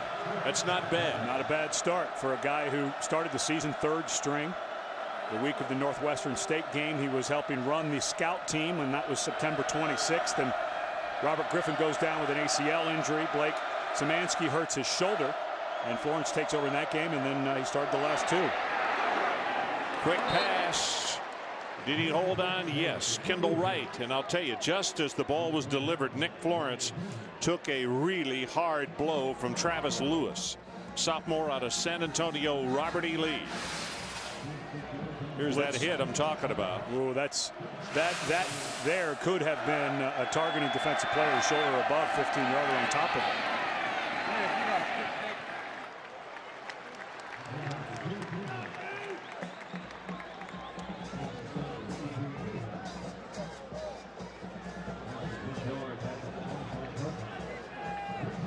Austin English, another man who's battled quite a bit of injuries. Had surgery on his shoulder and his ankle during the offseason. Suffered through a broken leg. They say he's finally getting healthy and back into it. Third down. Line to make is the 30. Blitz coming up that left side. Quick looking pass, and it's knocked down. And the Baylor coaches all over the officials over there saying he may have knocked it down with his left hand, but where was the right hand? Brian Jackson, judge for yourself. No, I think that's great coverage. Really good position on the inside shoulder of the receiver. And Brian Jackson, 6'1", good long arms for a cornerback. I thought that was really nice coverage.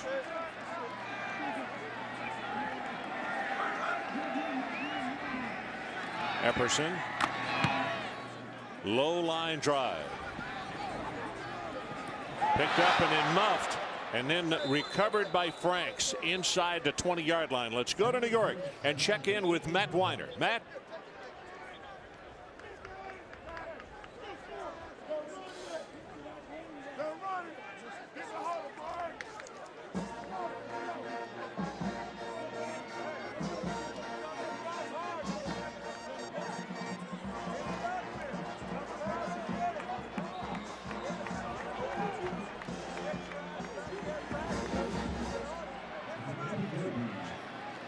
So it's first down, Oklahoma. Chris Brown in the backfield with Sam Bradford. And I don't mean there's not much doing right there in the middle of that line. Simmons, Jeffries, Habern, having a tough time with that defensive front of the Baylor Bears.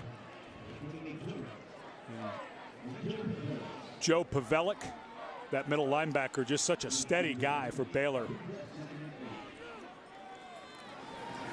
Quick set in the offense. Pass is thrown, juggled, but held on to by DeJuan Miller. There's his second catch of the afternoon. The young man that Ed and I talked about so much in the first half, that they really want to get him into the offense and throw him the football a lot.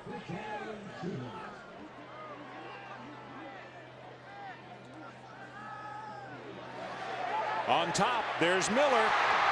40, 35, and a first down, Oklahoma. Well, they're getting their wish, and the young man, maybe the light is beginning to come on. You know, it's interesting. They were talking about his week of practice and how great it was. He hadn't been a great practice guy before then. Runs right by the corner, who's waiting for the safety to come over, who's late.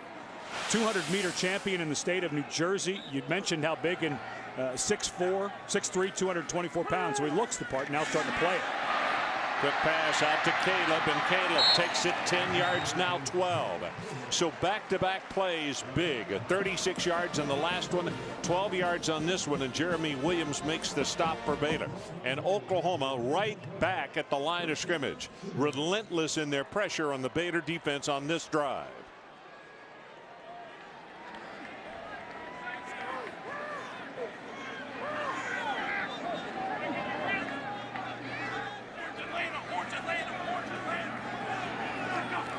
Bradford stays under center this time and hands it off to Brown, and he will pick up 3. Antonio Jones coming from that strong side linebacking position to make the tackle. Remember last year when they'd run that zone play? You never saw any color from the defense coming through it. It just not quite as good in that zone stretch as they were last year. Well, that ball was snapped. I don't know if it hit his leg or what. Bradford very alertly picked the ball up and threw it, and he overthrew it to make sure that nobody wearing a gold headgear made the interception. Now, I hope maybe we got a replay of that we might be able to get another look. The ball just dribbled back, and it was not even to the quarterback. Yeah, I think Ben Hayburn, maybe it slipped out of his hand, or like you said, maybe hit his leg. Third down, they need to take it to the 11-yard line. Bradford throws it incomplete. Very close coverage defensively. And now all of a sudden Oklahoma looking at a fourth down situation, and we see number 17, Jimmy Stevens, coming on. The pass was intended for DeJuan Miller. Good coverage there by Clifton Odom. Got there right when the ball did, and I think was able to poke it out of DeJuan Miller. This is going to be a 35-yard attempt by Stevens.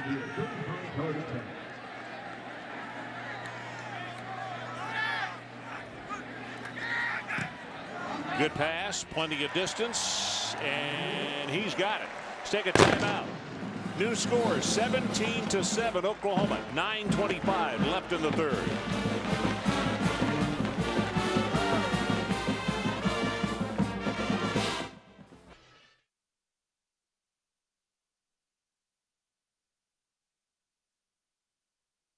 College football on ABC. Brought to you by Nissan Maxima, proud partner of the Heisman Trophy. And the Home Depot. More saving, more doing. That's the power of the Home Depot. The Sam Noble Oklahoma Museum of Natural History has been a part of Oklahoma's culture and scientific life for over 100 years, and it features 5 permanent galleries to explore. 9:25 left third quarter, and it's 17-7. Sooners on top. Jimmy Stevens with a 35-yard field goal. Moreland to kick it off for the Sooners. Going to be grabbed at the 6. Geddes.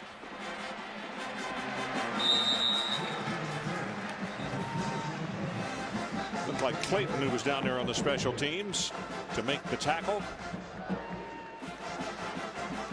So let's see if Baylor can get something going on this drive right here. Just before halftime, they certainly did. Yeah, and it was interesting. We were talking at break about how Baylor's right in this thing. And if they can get something going on this drive, put a little pressure back on Oklahoma, who has not looked really smooth on offense. put a little pressure on him and see maybe if that affects Oklahoma, get a turnover, and all of a sudden this thing could start changing around really quickly. Now the crowd getting into this one.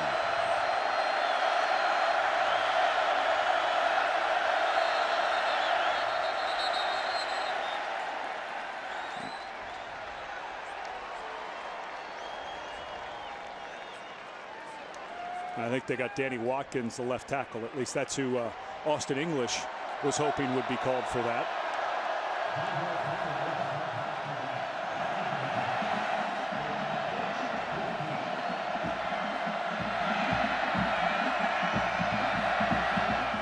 So first down and 15. They'll now scrimmage from the 20-yard line. And Baylor backing up into the part of the stadium that is very loud with local folks. Pass just overthrown at the 45-yard line of OU. Kendall Wright, the one that they wanted. And we had seen earlier that ball be underthrown by Nick Florence. That one he tried to hit right down the field, but Brian Jackson had great coverage. If anything, maybe underthrow that one again and see if Wright can't come back and make a play. Going to be second down and 15.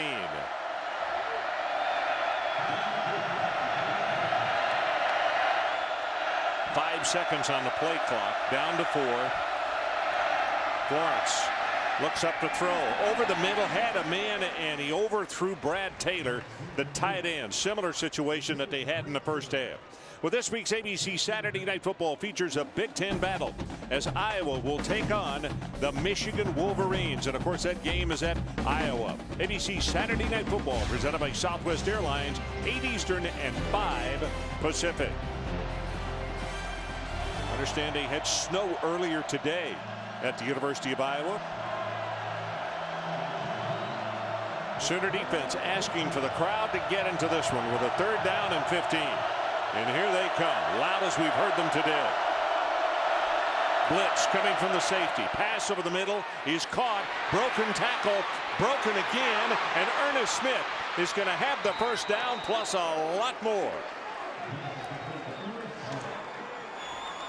Keena Clayton finally took him out of bounds. That is a gain of 35 yards. And this is exactly what Brett Venables, the defensive coordinator, was talking about yesterday. We met with him going back to the Miami tape. This is a 3rd and long. You have an absolute missed tackle there by the strong safety, Sam Proctor. Then another missed tackle by the free safety, Quentin Carter, helps the first down pickup. Pass over the middle, in and out of the hands of Kendall Wright. But statistically, this is one of the best defenses Oklahoma in the country, only giving up 8.8 points per game coming in. Number 4 in the nation. But they have been battling some tackling issues. They were very apparent last week against the Hurricanes. And, of course, going forward in the season next week at Dallas against Texas. It looks like Carter that they are attending to on the sideline. He was shaken up on the last play and came over, and the training staff met him. As you look at what Ed was talking about, the points, 8.75 points per game. See if we can find out exactly what happened to Quentin Carter. Yeah, he looked like he came up a little gimpy after the long run that picked up the first down. He started hobbling over to the sideline.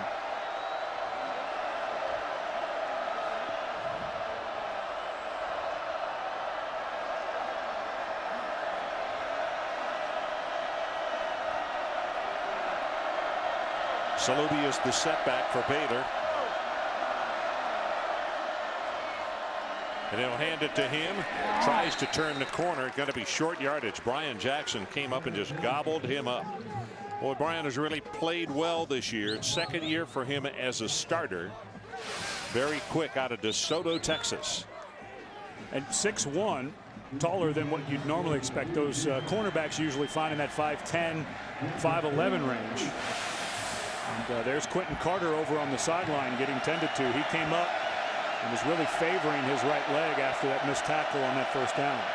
Third down, they need to take it to the 35-yard line. Oklahoma leads at 17-7. Flags all over the place as the pass is thrown.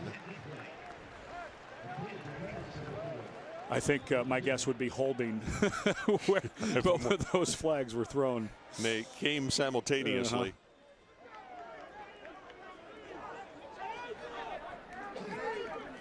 Third one.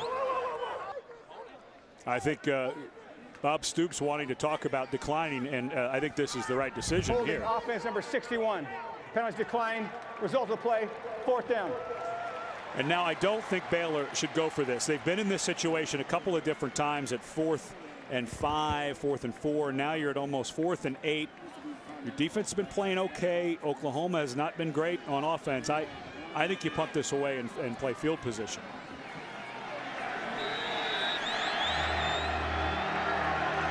Well, they're going to go for it. 4th down.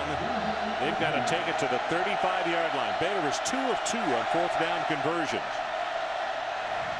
Oklahoma jumping around, now flipping those defensive tackles. Florence, quick look in, got it complete, but could not spin out of the grasp of the OU defender. And that is Jonathan Nelson. So Oklahoma will take it over on downs. Let's take a timeout. 17-7. Sooners on top. We'll be right back.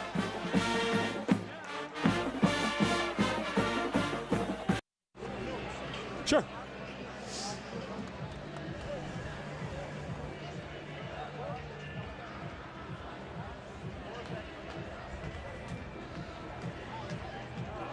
So we're back. Part of the Capacity House. In fact, all of the Capacity House. You look from our sky advantage. And right now, let's take a look at our city inside view. So Ernest Smith is lined up one-on-one on Jonathan Nelson, who had just come in for Quentin Carter.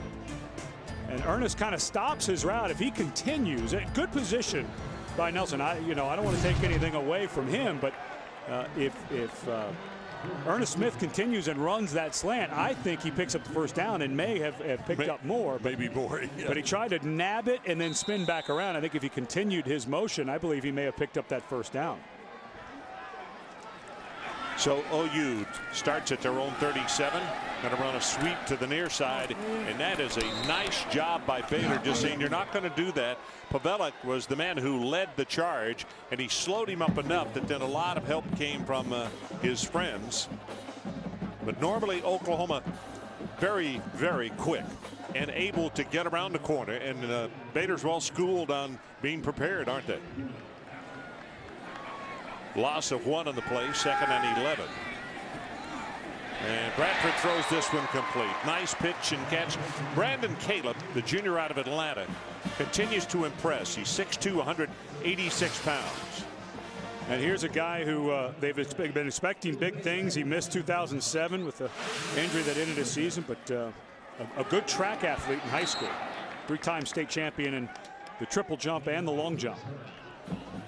Now that play is going to go for a couple of yards, and that's about it. I know that LSU and Florida play tonight. I was interested when I saw the numbers posted this week about what Florida is averaging on first down. It's like 8 yards plus per carry when they run the football. Yeah, that'll work. Bradford going to run. This won't work. He just goes down, and very wisely. That's the reason I wondered then why everybody on those talk shows this morning were mulling over what are they going to do on offense. Hey, you got 22 guys back on defense. Let the defense take care of business, and the offense will take care of itself. Just run the football a little bit. You don't need a bunch of points. Bradford, quick look in, and the receiver, for some reason, Jazz Reynolds.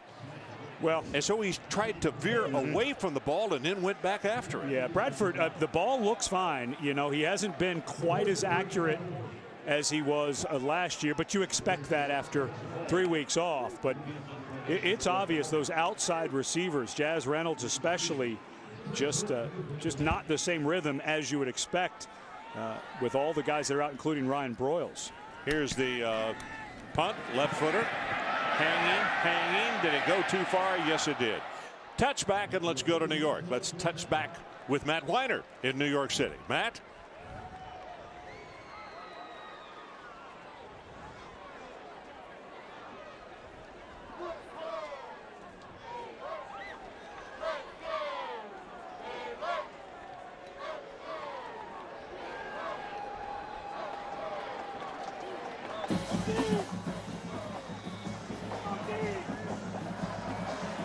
Okay, Matt.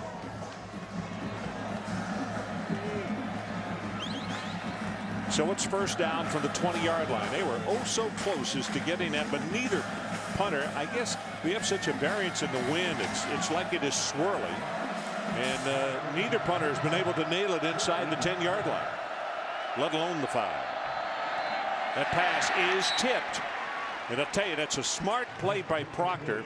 And people might say, you know, hey, you got there a little soon. No, sir. The ball was tipped, and that receiver no longer, you have to guarantee that, you know, that he is pristine, that you can't touch him. You can do whatever you want to him. Good recognition by Austin English. English got a hand on it. Yep.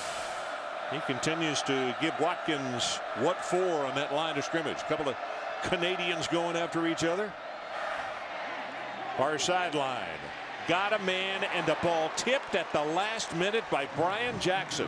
What a game Jackson is having. I'm telling you, Geddes was waiting, thinking, I'm going to score a touchdown. Yeah. Watch this. I am going to score a touchdown, and I mean at the last moment.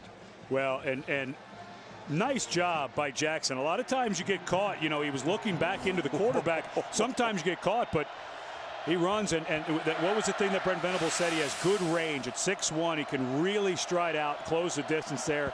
Longer arms for a corner than you'd expect. Nice job.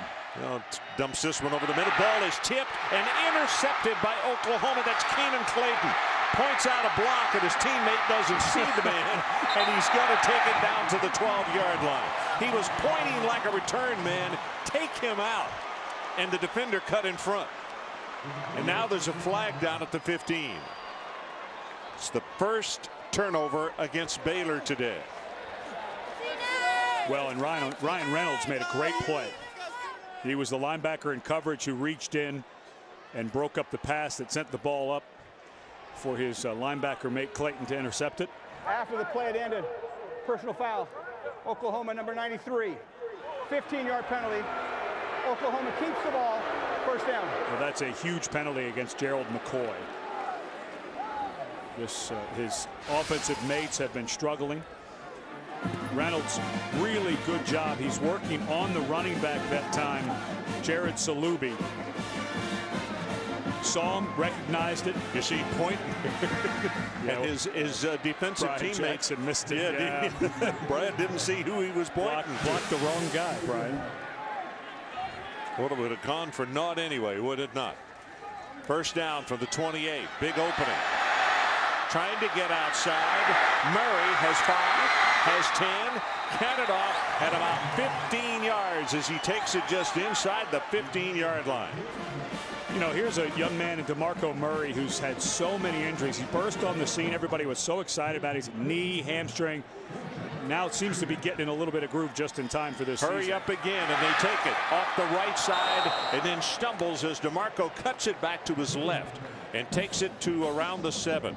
Brian Reynolds was the man trying to block on the play. Did he trip over him? Okay, it's what I thought. Quick pace again. Murray gets the handoff, and he's going to be knocked down for no gain on the play. I think that was Scotton, yeah, number 96, who got him by the ankle. Well, and this is where Oklahoma seems to, and there is a Oklahoma Sooner down. That looks like number 74, Simmons, Brian man. Simmons, yeah. Yep.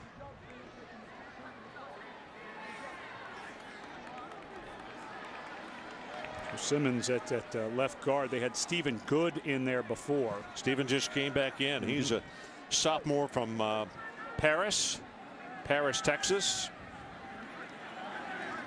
And 4.6 yards. It's been tough going. They're looking for consistency with this offensive line. They feel like they have the ability, but just down in and down out.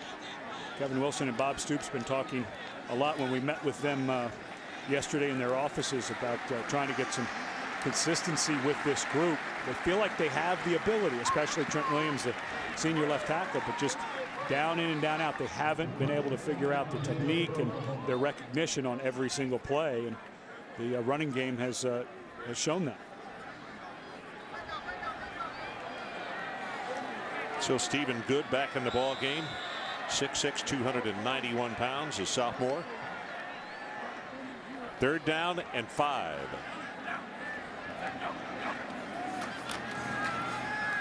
Bradford, ball knocked down at the line of scrimmage.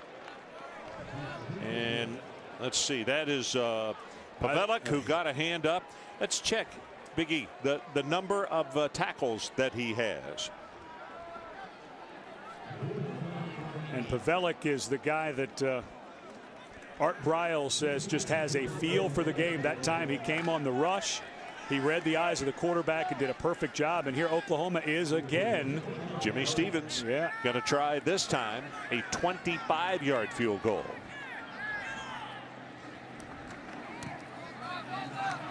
Perfect. Let's take a timeout. 4:47 left in the 3rd. 20-7 OU.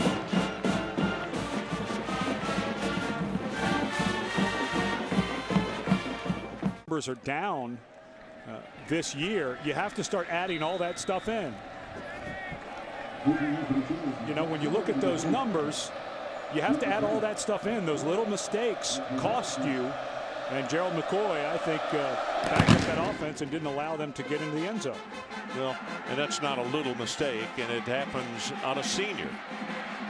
Kickoff return, 1 tackle broken. Now he's going to be stopped at the 34. So let's go back to New York and check in with Matt Weiner. Matt?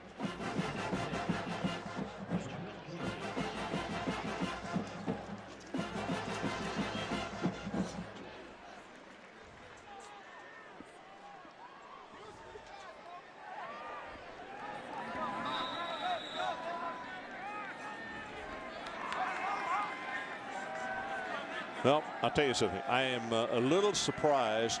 I thought that Oregon would have more trouble because they finally had left Autzen Stadium, which is an unbelievable home advantage. But there they are in Los Angeles today and wreaking havoc on the Bruins. You got to say, from the beginning to this part of the season, most improved team in the country by far. Kendall Wright. They got it to him on the sweep, and Oklahoma with that speed on defense says not in our backyard. It's not going to happen. Loss of 1 on the play. Tackle made by Travis Lewis. Sophomore out of San Antonio, Robert E. Lee. And as this game wears on, 20-7, tight ball game. This defensive line for Oklahoma, we noticed on film the other day, they don't have a lot of depth. They've only played 5 today. Yep. They played 3 defensive ends, and that's it. That's it. 2 defensive tackles, Adrian Taylor and Gerald McCoy. They'll start to wear out a little bit. You might be able to start getting a little more punch in the run game. That's Sampson on the catch. Proctor, one of the men who got there to make the tackle.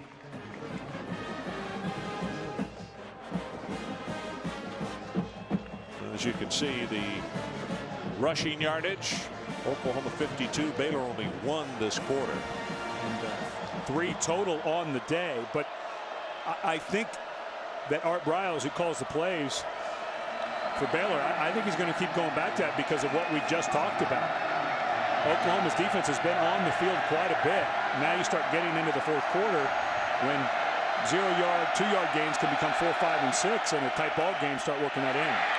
Pressure on the quarterback, and the ball does not get there. And when you take a look at what happened to the quarterback, Ryan Reynolds was absolutely closer to the football than the quarterback Lawrence when it was delivered. Yeah, wow. And Kendall Wright wanted pass interference on Jonathan Nelson. And Jonathan Nelson, who's in there because Quentin Carter had to go out, I think got lucky here. He put that left hand right on the shoulder, and this, what a wonderful throw by Florence. It's a clean hit. Absolutely. But just as he is trying to deliver the football, he's got a shoulder pad in his midsection. Line drive kick again. Caught on the run by Franks.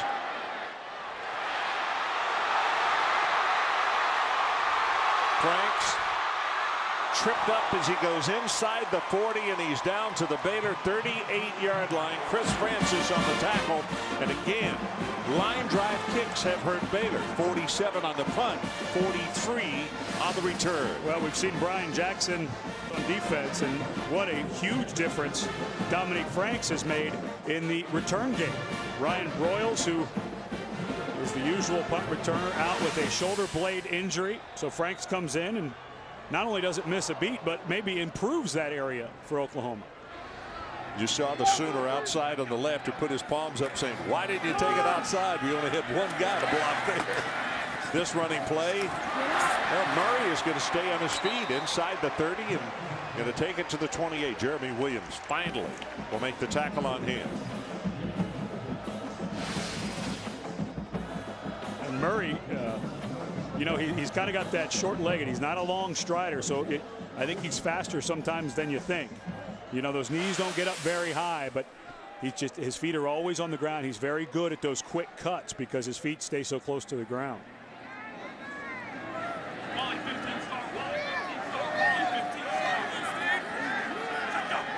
Bradford fakes the run.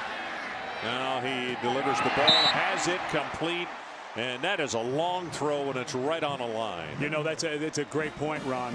If you're worried about whether Sam Bradford's shoulder after that AC joint is hurting, this throw right here tells you he's on the run all the way back across the field. It does look to me, though, he's favoring that right knee slightly that he hurt in the first quarter.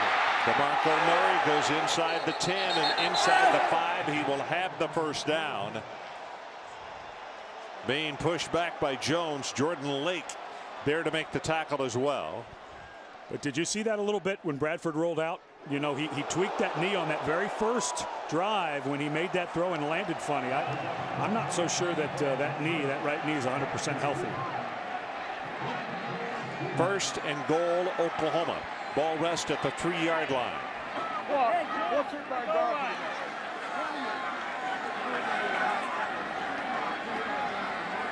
Bradford goes under center. Hands it to Murray. Tackled at the line of scrimmage. Defensively, Jason Lamb and Antonio Johnson combined on the stop. And I guarantee you, this man is looking on with more interest than you think. He wants to see his team score in the red zone. Murray can't get around the corner. He may have lost a yard. Well, they're going to need to just put the ball in Sam Bradford's hands down inside the 10-yard line. They're having a real hard time. I know Chris Brown has snuck it in twice, but I think that was more just good running by Brown, because right now up front, Oklahoma getting no push. There's way too much penetration, and I think that they're going to just have to start relying on their Heisman Trophy winner to score once they get inside the 10 the rest of the season. Third down and goal, and they did. They lost about a yard and a half on that play. Bradford looks back for the signals from the bench. Waiting, delivers, and the ball is too long. It's going to be fourth down. Brandon Caleb was the man that he wanted, and Jimmy Stevens, who's been a busy guy, comes trotting on the field. And you keep having it coming out. Now this field goal puts you up by more than 2 touchdowns, so start to feel a little more comfortable. But it's just got to be so frustrating for Oklahoma and their fans every time it seems like they get down here, especially in the second half. They're not able to close it out, and as the season goes on, Texas, Oklahoma State, Texas Tech, 3 points is not going to get it done.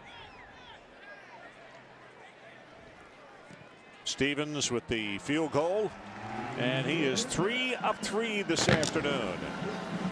50 seconds left in the third quarter, and the Sooners continue to extend their lead, but it is by 3s rather than by 7s. And there was so much focus on whether Sam Bradford was going to play today's game. Of course, he wouldn't have come back and played if he and his family were not comfortable that he was totally healthy. Talked to him yesterday. He said Chuck Long was on campus this week. Of course, Chuck Long used to be the offensive coordinator, had 2 AC joint sprain, so they talked about his rehab and how that was going. Looked good, but it's obvious that all of the guys that they've lost from last year graduation this year because of injury is affecting Sam. Well, America has fallen in love with ABC's Modern Family, but there's one family member that no one expected to see. Shelley Long guest stars in an all-new Modern Family Wednesday at 9 o'clock, 8 o'clock Central. Laugh with all of America on ABC Comedy Wednesday. 50 seconds left in this third quarter, and the Sooners now on top by a number of 23-7. Which, if Baylor can score twice, get 2 two-point conversions, they're back in this. But Oklahoma defense now starting to settle in. Great job by Ryan Reynolds the last time to cause that. Let's see how Nick Florence, the freshman, bounces back. Moreland's kick. Got to come down at the 5. This is Williams. And it will be Moreland who forced him out of bounds just across the 30-yard line. Let's check in with Matt Weiner in New York. Matt.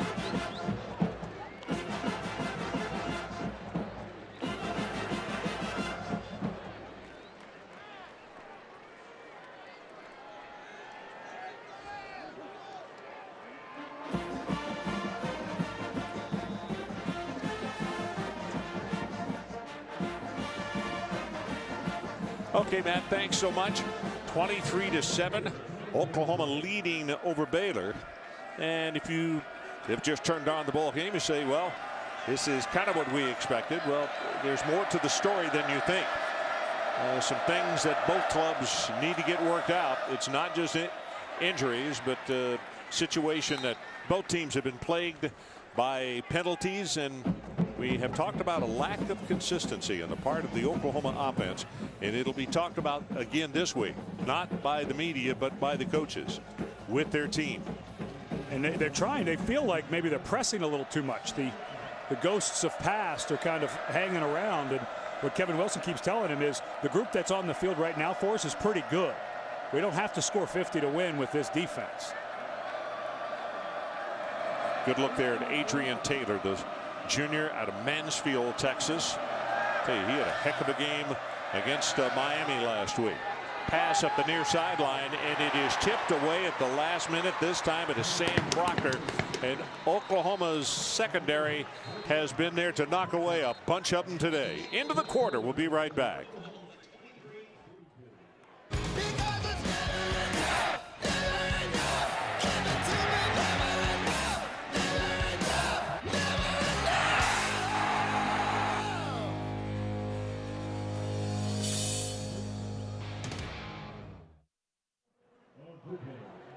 The slant pass has been open. You got three receivers to the top with Kendall right inside. Maybe a slant to him looks pretty good right there.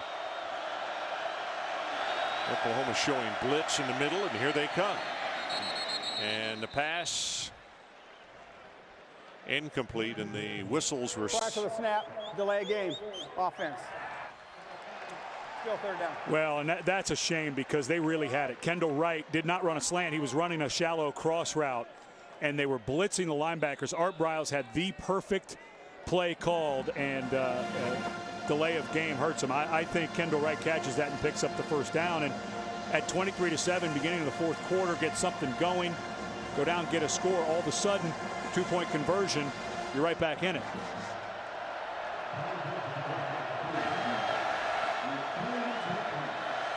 Yeah, here's the play. Pass over the middle, and the tackle cannot be broken. That's Justin Akers on the receiving end. And Ed Cunningham, you know, and just looking at this one today, Baylor just picks up a delay of game penalty. And we're 5 games into the season now, and those kind of mistakes, maybe in games 1 and maybe 2, can't happen this late. Yeah, and it was interesting talking to Art Briles. He talked exactly about that when we talked to him earlier this week. You know, they come into the season, Robert Griffin's their starting quarterback.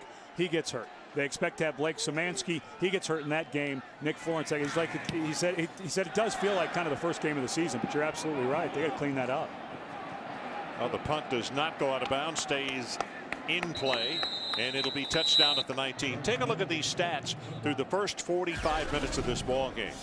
Well, if you look at the total yards for Oklahoma, you think, okay, we can make that happen, but they haven't been able to finish. It's been mistake after mistake after mistake, and I think it is starting to become obvious that OU pretty darn solid this year of defense. That defensive line, even though they don't have a lot of depth, Gerald McCoy, Adrian Taylor, Austin English has been playing well. Of course, Jeremy Beal, 2 games in a row, 3 sacks. He had a sack earlier in this game, but I think that's what it's going to be for these OU fans. It's no more 50, 60 points as much as those young kids would like to see that. I don't know that they are this year. Bradford, great protection, throws the ball complete, and then it's incomplete. With the hit, the ball comes out. And it's just been a frustrating day for Sam Bradford, and it has shown on his face. It feels like first game back, guys running wrong routes, some drops, some missed reads by Sam, which you'd expect coming back, but it's just been a very frustrating day. Well, this time he throws to the open side of the field, and Caleb is going to take it out around the 28-yard line. Caleb has been a breath of fresh air. Now back in the first half, Cameron Kinney did a nice job, and we saw a lot of him. Then DeJuan Miller kind of, gave us his presence with some nice work in the third quarter. Caleb now has 7 catches for 140 yards.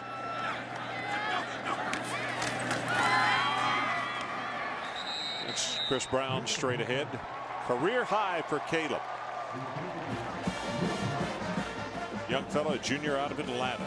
And Caleb, who spent a year at Fork Union Military Academy, a prep school.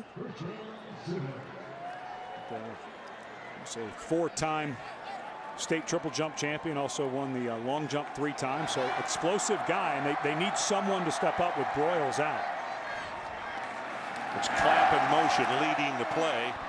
Brown cuts it back down to around the 42-43. Pavelic on the stop for the Bears. Well, Pavelic seems to make almost every tackle when you run inside. He's a guy who Mel Kiper, our draft analyst, has listed as the 5th best middle linebacker in the country as a senior, and leads all tacklers in FBS level of college football for career tackles. Ball is fumbled by Bradford. Falls forward and makes his own recovery. So it's going to be 3rd down, and they still are going to have about 4 yards to pick it up. It was interesting talking to Sam Bradford yesterday about the timing of when he was able to come back. And we said it's kind of nice that it was a week before you have to go to Dallas. And, of course, trying not to think ahead, but he started smiling. He said, yeah, it's kind of nice. And this is why. Because you're seeing the things that need to be worked out. 3rd down. Quick pass caught by DeJuan Miller. So DeJuan Miller is beginning to prove himself that he can be a good gamer. Let me tell you one thing about next week. There's nobody who is any happier that Sam is going to be back and healthy than the young man who plays quarterback at Texas. Colt McCoy and Sam have become very good friends, very respectful of each other, as that running play is got to be plenty enough for the 1st down. Well, and when you're a competitor, you want to play against another competitor. Yeah. You want to play against the best. Yeah, you don't want excuses of any kind. That's exactly. Well, last year, if you remember, when that game was over, the 2 guys that met quicker than anybody else, McCoy and Sam, met at almost at midfield and gave each other a hug, shook hands, and just showing the respect they have for each other. This play, they'll turn the corner, and Brown breaks off the tackle. This is a tough run, and he'll take it down to the 30. Good 2nd and 3rd effort as Jeremy Williams finally makes the stop. And you know that a lot of Longhorn fans are watching this ball game. Of course, Texas playing Colorado at home tonight. Don't expect Sam Bradford. And look, he's 330 yards, so it's not been an awful day for Sam Bradford. Timeout. Baylor. But don't expect him to play this way next week. He's going to improve drastically coming back after the 3-week layoff.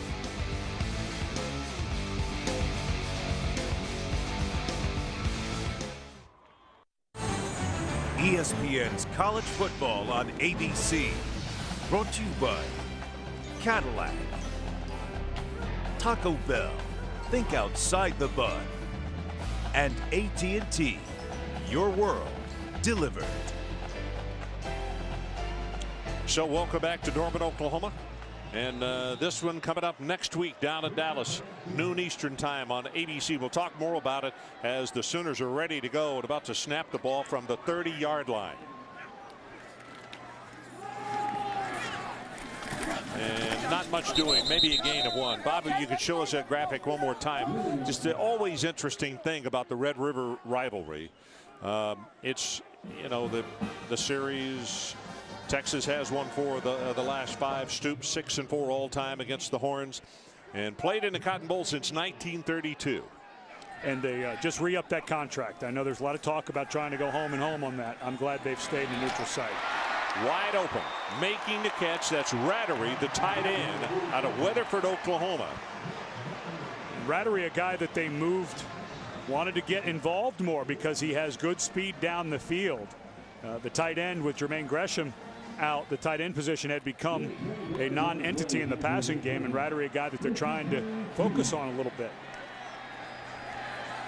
Bradford looking back at the sideline with a 1st and goal. Blitz coming inside by Baylor. Ball is thrown incomplete. OU, by the way, 11 possessions today. They have had a gain of at least 10 yards on each of their last 10 drives. But it seems like every time they get right in here, Baylor stiffens up defensively. That time, Brian Norwood, the defensive coordinator, called a blitz. Bradford had to get rid of it before he wanted to. He was a little inaccurate with his throw. Norwood, of course, came down from Penn State, had worked with Art Briles at Texas Tech, shared a lot of common values and vision of what they wanted to be. 12th play of the drive right here. And Brown on the sweep. Going to pick up a couple. Chris Francis knocked his feet out from under him. Well, there's one thing that's very obvious. Art Briles has his team playing much better than before he got to Baylor. This is not the same Baylor squad that people have gotten used to over the last several years. That they do not give up. I know it's been a tough day. They've given up a lot of yards, but they get down in here and they do not give up. Good effort by Baylor all day inside the 10. 3rd and goal. Bradford, great protection, and this one, wow, thrown just totally away. It's Jamian Hardiman who was applying pressure, and I believe this is a 4th time in the second half where Jimmy Stevens has had to come in. A little pressure that time, but right now, inside the 10-yard line, Oklahoma does not have an offense they can hang their hat on. They relied on Jermaine Gresham last year. Right now, they don't know who they are. I think they need to start getting to some crossing routes, things to try to just break some people free because just not very efficient. Stevens just got his 4th field goal of the day. Let's take a timeout. Oklahoma extends that lead to 26-7. We'll be right back.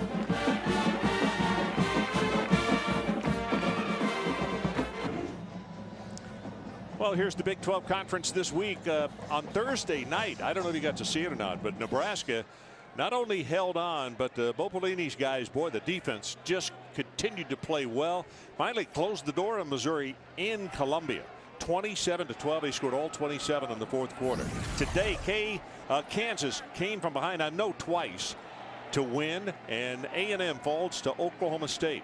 Next Saturday, we will be in Stillwater for the meeting between Missouri at Oklahoma State. And the question will be all week for Missouri is Blaine Gabbard's health. Of course, he got rolled up, and Ndamukong Suh, who I don't know that there's a better lineman in the country, and I don't know that there's been one in a long time. I tell you, we've got some highlights of that before this game is over, we'll show you.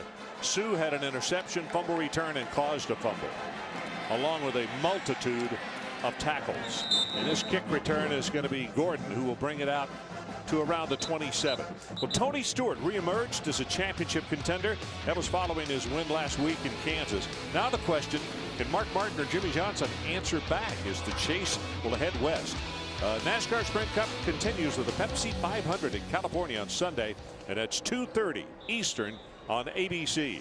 Well, Art Briles comes in 2nd year. Baylor has never beat Oklahoma. Down 26-7. He said we're going to learn a lot about our team and ourselves as individuals. Be interesting to see how they react this drive. 10 minutes left. Down 26-7. Throws this pass complete to Sampson, and he is covered up immediately. Matt Weiner in New York. What do you got for us this time?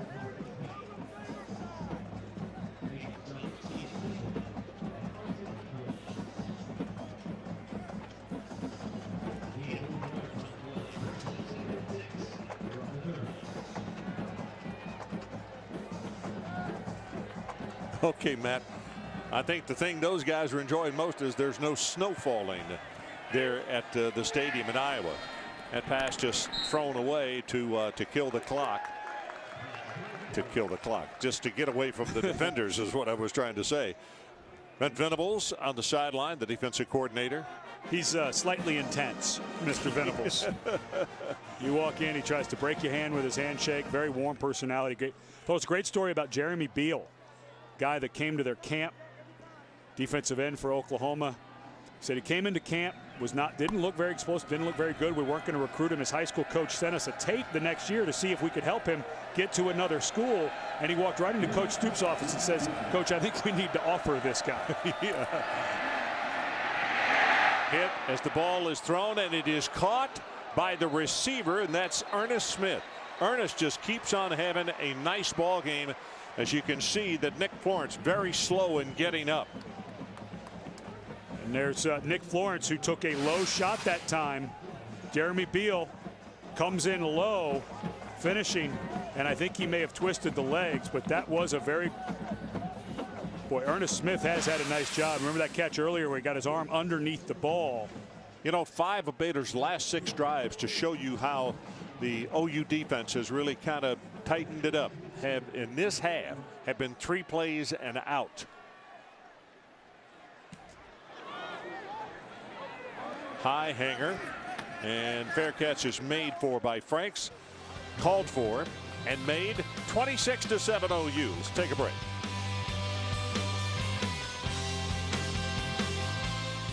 Back, and we want to thank MetLife for providing today's dramatic aerial coverage. MetLife has the protection you need for the most important ifs in your life. Visit MetLife.com today. They need to go out and earn their keep and pull Sooner Schooner around. I thought they'd be holding the signs that eat more goat. Short yardage on that running play, a gain of about 1. And here's the scoring. They've moved the ball. 488 yards for Oklahoma now, but Jimmy Stevens has tied an OU record with 4 field goals in 1 game. Of course, that's not a record that the offensive staff and offensive players want to see him getting. Bradford. Jazz Reynolds is the man that he wanted, just a tad too long.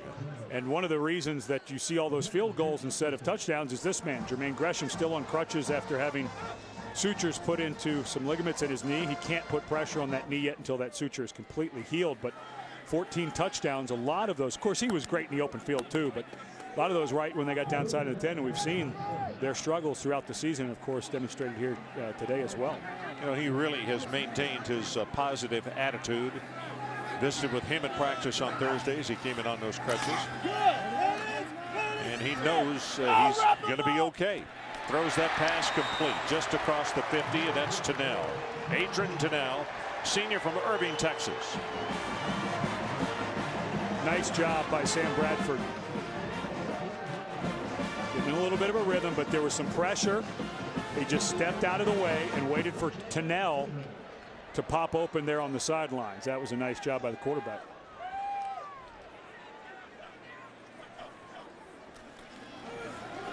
Brown this time cuts it back into the middle inside the 40. So that's going to be a gain of, wow, almost 8 yards in the play. Antonio Johnson. There's probably some people sitting around wondering why Sam Bradford would still be in the game. 26-7. You feel like it's in hand. I think this is one more drive because of they just haven't had rhythm. And I think you look down the road, you've got Texas next week. They got a long way to go. Oklahoma State, Texas Tech. I think they need more of this offensive rhythm. So I think this will probably be the last series if they go down and score even just a field goal. It's Brown picking up the first down, and again Johnson. Johnson, interesting story. Linebacker, defensive end, strong safety, a good enough athlete that they had to wind up settling rather than at defensive end. They had to move him to linebacker.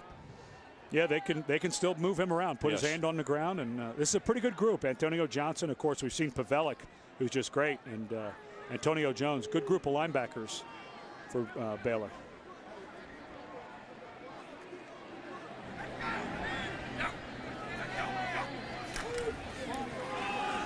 Well, this is Murray, and DeMarco unable to completely turn the corner. Guess who?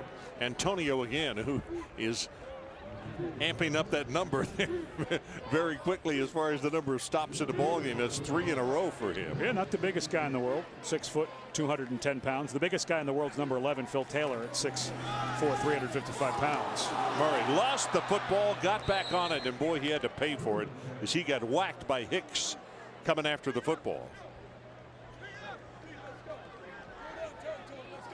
Well, it was interesting talking to Bob Stoops about how they just have to get better because the margin of error, he just never had that.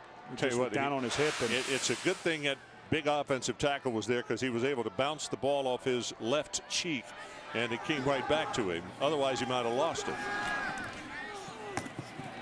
Now, did he catch it? Yes, he did. DeJuan Miller.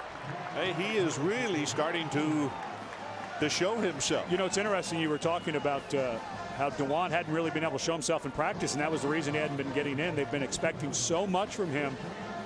Little things like this can start to give confidence. He had his best week of practice last week with Ryan Broyles out. He stepped up, goes back and has another great week. Who knows? They may have found a guy who can be the next good one here at Oklahoma at receiver. I'll tell you what, he's all airport now. I mean, he's at 6'4". He looks really good. Straight ahead with the handoff, and it's DeMarco Murray. Johnson with another tackle. And Oklahoma's doing just what the doctor would have ordered, and that is taking time off the clock and trying to get it down into the end zone. 91st snap by Oklahoma today. 91st. That's what a hurry up will do for you. Murray, big opening at the 10, at the 5. First and goal, Oklahoma. Jordan Lake saved a touchdown. Well, and again, going back to Sam Bradford being in the ball game, I can understand why. You know, he's healthy. You got him back. That's what Bob Stoops said at the start. We're going to go just like nothing ever happened because he is healthy. I think that's the absolute key. Has not been his most accurate, but I think a lot of that has to do with protection and young receivers today. Well, this time a hit in the backfield. He will just get back to the line of scrimmage. Submarining on the play was Jordan Lake. And here is where I think Kevin Wilson, I think they're going to keep pounding it, and I can understand why, but boy, they really need to get this part of their offense figured out. Murray hit at the line of scrimmage, and that's big number 90. Nicholas Jean-Baptiste.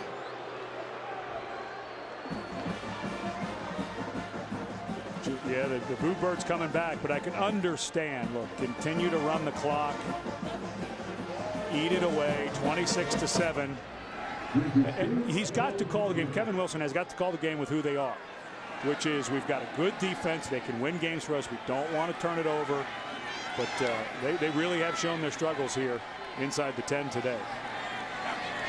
Third down and goal. Bradford over the middle. Touchdown to Nell.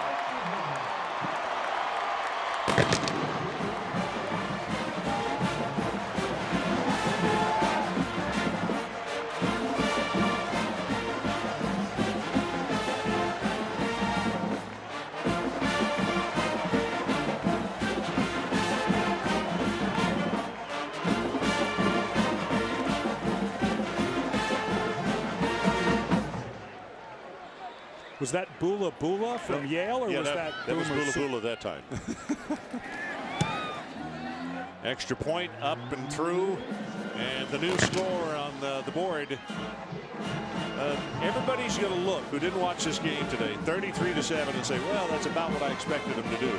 You know, they blew Baylor out. They didn't blow Baylor out. No. I mean, they just did. Baylor hit them back in the mouth several times in this ball game. There's Tunnell at the bottom of the screen. Good job running, and this is what they're going to need to do, is get guys running back of the end zone and maybe start to filter in something where another guy's crossing in front of Tunnell. So kind of layer that there's no depth. There's no depth once you get into the inside the 10. You can't run deep routes to run people off. So today for Sam Bradford, coming back from that shoulder, 10 of 14 on short to his left, 8 of 16. Not a lot of long throws. I don't think that's a function of his shoulder, though. I think it's a function of the wide receiver. Yes, they don't feel like, they don't have a guy like Joaquin Iglesias, Manuel Johnson, of course, Ryan Broyles is not here. I think this is more of a function of trying to get some of these young guys. Or Jermaine, for that matter. Yeah. You know, how many times did you saw him vertically? He stretched the field. Yeah, they're just missing that. So I don't think that that's a function of his shoulder. I think it's totally healthy. I think that's more a function of youth that they're dealing with at the receiver spot. Well, this is going to be taken at the 5 by Williams, and Terrence going to be collared at the 22-yard line. Well, this Thursday at 8 o'clock, 7 Central, the Thursday night event is ABC's Flash Forward. The entire world saw a vision of the future, and it's changing everything. All new on Thursday, 8 o'clock, 7 Central on ABC. Now for Baylor. 3 wins. They need 6 to become bowl eligible the first time since 1994. Szymanski into the game at quarterback. He's had a shoulder problem, didn't start today. He's a senior out of Wichita, played at Rider High School. 6'4", 210. He was the starter here at Baylor. Guy Morris's last season as the head coach, 2007. Salubi, loss of a couple on the play as OU got penetration. Beal making the tackle, also Travis Lewis. Well, and Blake Szymanski, who suffered a bruised shoulder against Northwestern State back late September when Robert Griffin hurt his knee. Szymanski came in, took a shot. That's why Nick Florence has started the last 2. But for Art Briles and his staff, a lot like Oklahoma, still trying to kind of figure out who they are with all of these injuries.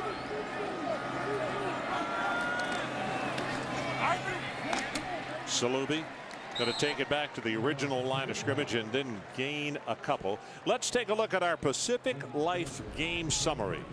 Well, we'll compare the 2 quarterbacks. Nick Florence, another good game. That interception was a nice play by Ryan Reynolds, not exactly his fault, but for Sam Bradford, 389 yards, but only 1 touchdown right there at the very end to Adrian Tennell.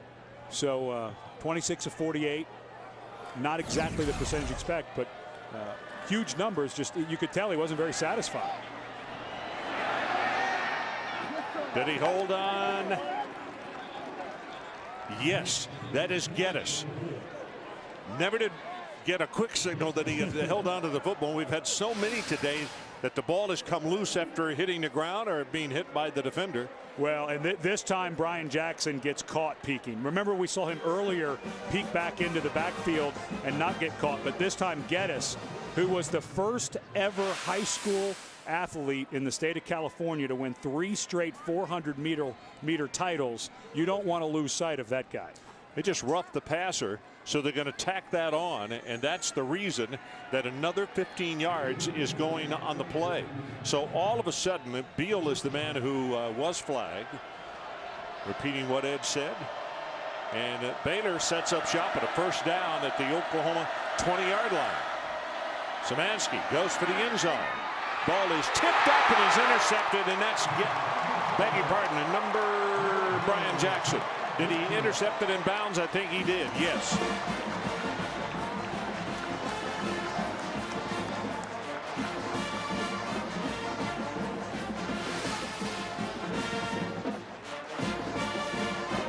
Ball's overthrown. Wright tries to make the play. Do you see that? He tipped it, then it hit the Baylor receiver in the head, and then came back to the man who did the intercepting. It's Brian Jackson. And that passes for a Brent Venables smile, by the way, that we saw a moment ago. He had a pretty stern look there. Yes, he did. He realized that they had it. And Landry Jones into the ball game at quarterback. So you can draw the line and Sam Bradford. Flag comes down. That's going to be holding against Oklahoma. Jonathan Miller had come in the game at tailback. And that's Bob Stoops, former defensive back himself at Iowa, talking to Brian Jackson about, I promise you, it was when he was peeking back into the backfield on that long throw. Okay, congratulations, you made the interception, but come on, you got to play a little better technique. Know who your opponent is. If that's a 400-meter champ, you got to chase him. Oklahoma in a hurry coming back to the line of scrimmage, and Baylor had to scramble to set up defensively. Miller. Jonathan Miller, fresh legs, spinning, and takes it back out to pick up the 10 yards they lost on the holding call. And the numbers on Bradford, I told you would draw a line, 26 of 48, 389, and he had 1 touchdown. And it's going to be a long week, and you know, he was really running with the second team this week because they weren't sure if he was going to be healthy. So now you go into a week where he's going to take command of that huddle. He's such a good leader. He raises everybody up around him. I think that there's going to be drastic improvement and between this week and next when he goes to Dallas to play Texas. Tennell. And the reverse is going to go for a first down plus about 8. And I tell you, going forward in the Big 12 South, everyone wants to say, oh, Oklahoma, woe is them, they have 2 losses. Well, they're still right in the middle of this. They still have the entire Big 12 season. So going forward in the Big 12 South, some key games, of course, next week in Dallas, Oklahoma, Texas. And then Texas has to go to Oklahoma State, which is always a very tough trip. Texas Tech and Oklahoma State.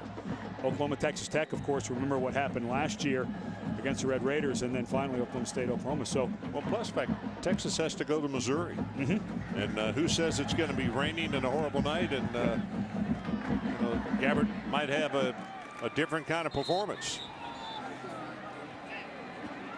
And I think that it was funny talking to Bob Stoops and his staff yesterday. Everybody, because the expectation level is really just, it's unbearable how high it can be here at Oklahoma sometimes, that everyone thinks, oh, you don't make it to the national championship game, it's going to be a disappointing season. Well, they go and win the Big 12. That'll be 4 years in a row that they've won the Big 12. And it's a long way away. I mean, right now, Texas, I think you have to say, is the clear favorite going forward. But they still have a ton to play for. And you get Sam Bradford back. You get that energy boost. Who knows? Well, Sam gave him a surge today. I don't think there's any question about that. They take a knee, and that should be the final play of the ball game as Landry Jones goes down on one knee. And that is obviously the favorite formation of any coach and any team, and that is the victory formation when you take the knee.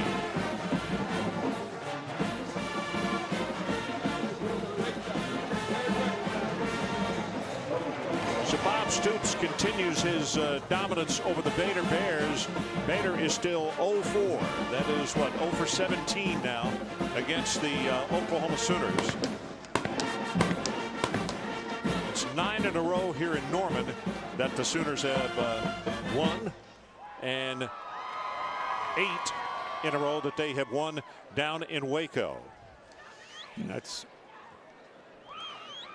so here are the updated standings in the Big 12 South. Texas yet to play. They play their game against Colorado, and that one begins I guess very shortly, just after 6 o'clock Central Time. Oklahoma State is 4-1 with that victory over A&M today. OU at 3-2. Baylor falls to 3-2 overall. A&M at 3-2. Texas Tech at 3-2. And you start talking, I think, Ron, about the Big 12 South. Des Bryant suspended. We don't know when he's going to come back, so that affects Oklahoma State. Jermaine Gresham's out, and it's almost at Oklahoma. Ryan Bros said it's almost like Texas has been sitting there quietly, waiting for everybody. They played kind of not a really big non-conference schedule, but they haven't been in the news like everybody else, kind of lying in the weeds a little bit. Yeah, and Mack Brown is the first person to have said this year, he called Colt McCoy aside and he said, hey, start having fun. That's what you did last year. That's how we breezed through a very tough schedule, and they didn't breeze through it. They lost, obviously, the game out on the South Plain at Lubbock. But then also he said, admittedly so, until last week, he said, we finally are establishing a personality. But he continues to say we're a work in progress because Texas is still running back by committee. They don't have that dominant running back like OU can have 2. And for Oklahoma, you talked about Colt McCoy pressing and having some fun. You kind of feel Oklahoma doing that a little bit offensively. We take a look at the stats from today's game. The numbers are huge, 586 yards. But how many times did we see Oklahoma go down the field and get inside? And Jimmy Stevens, the kicker, had a great game.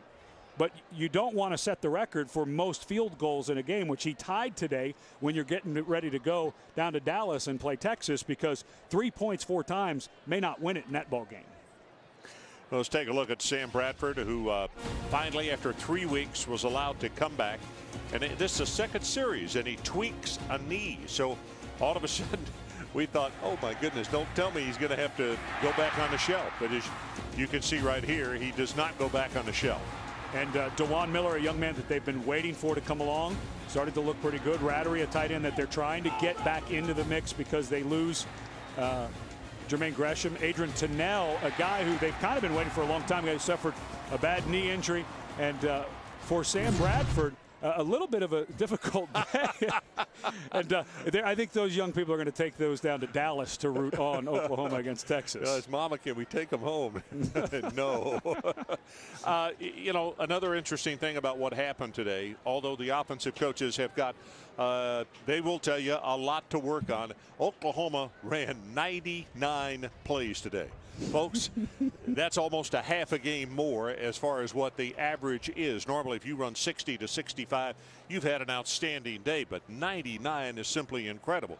And until about the fourth quarter, it was Baylor who had dominated time of possession. And when you look at the hurry-up offense, and it's so hard to look at Oklahoma and what they do, because a lot of times they'll get like a 12, 13-yard gain. They'll run right up to the line of scrimmage, and they'll go right away. Then they'll do that, and then they'll back out. And the defense the entire time is wondering, when are they going to snap it? So add in the number of plays you've got to chase guys around the field, but you're also always on your heels not knowing when they're going to snap it. Is it going to be right away or they're going to wait? Very difficult. But they still have not found that rhythm. Kevin Wilson, give him a lot of credit. He's been taking a lot of heat about being conservative last week against Miami.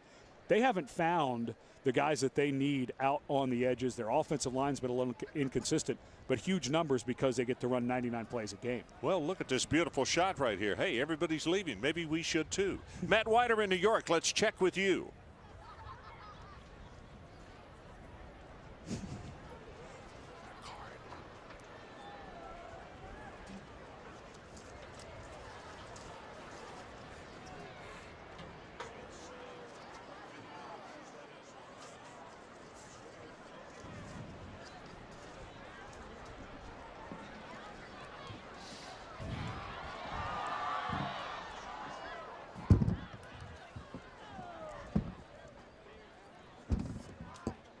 Okay, Matt, thanks so much. Once again, our final score, Oklahoma wins it 33-7. A very stubborn effort by the Baylor Bears. Tune in tonight for Saturday Night Football on ABC. It's Iowa versus Michigan at 8 p.m. Eastern.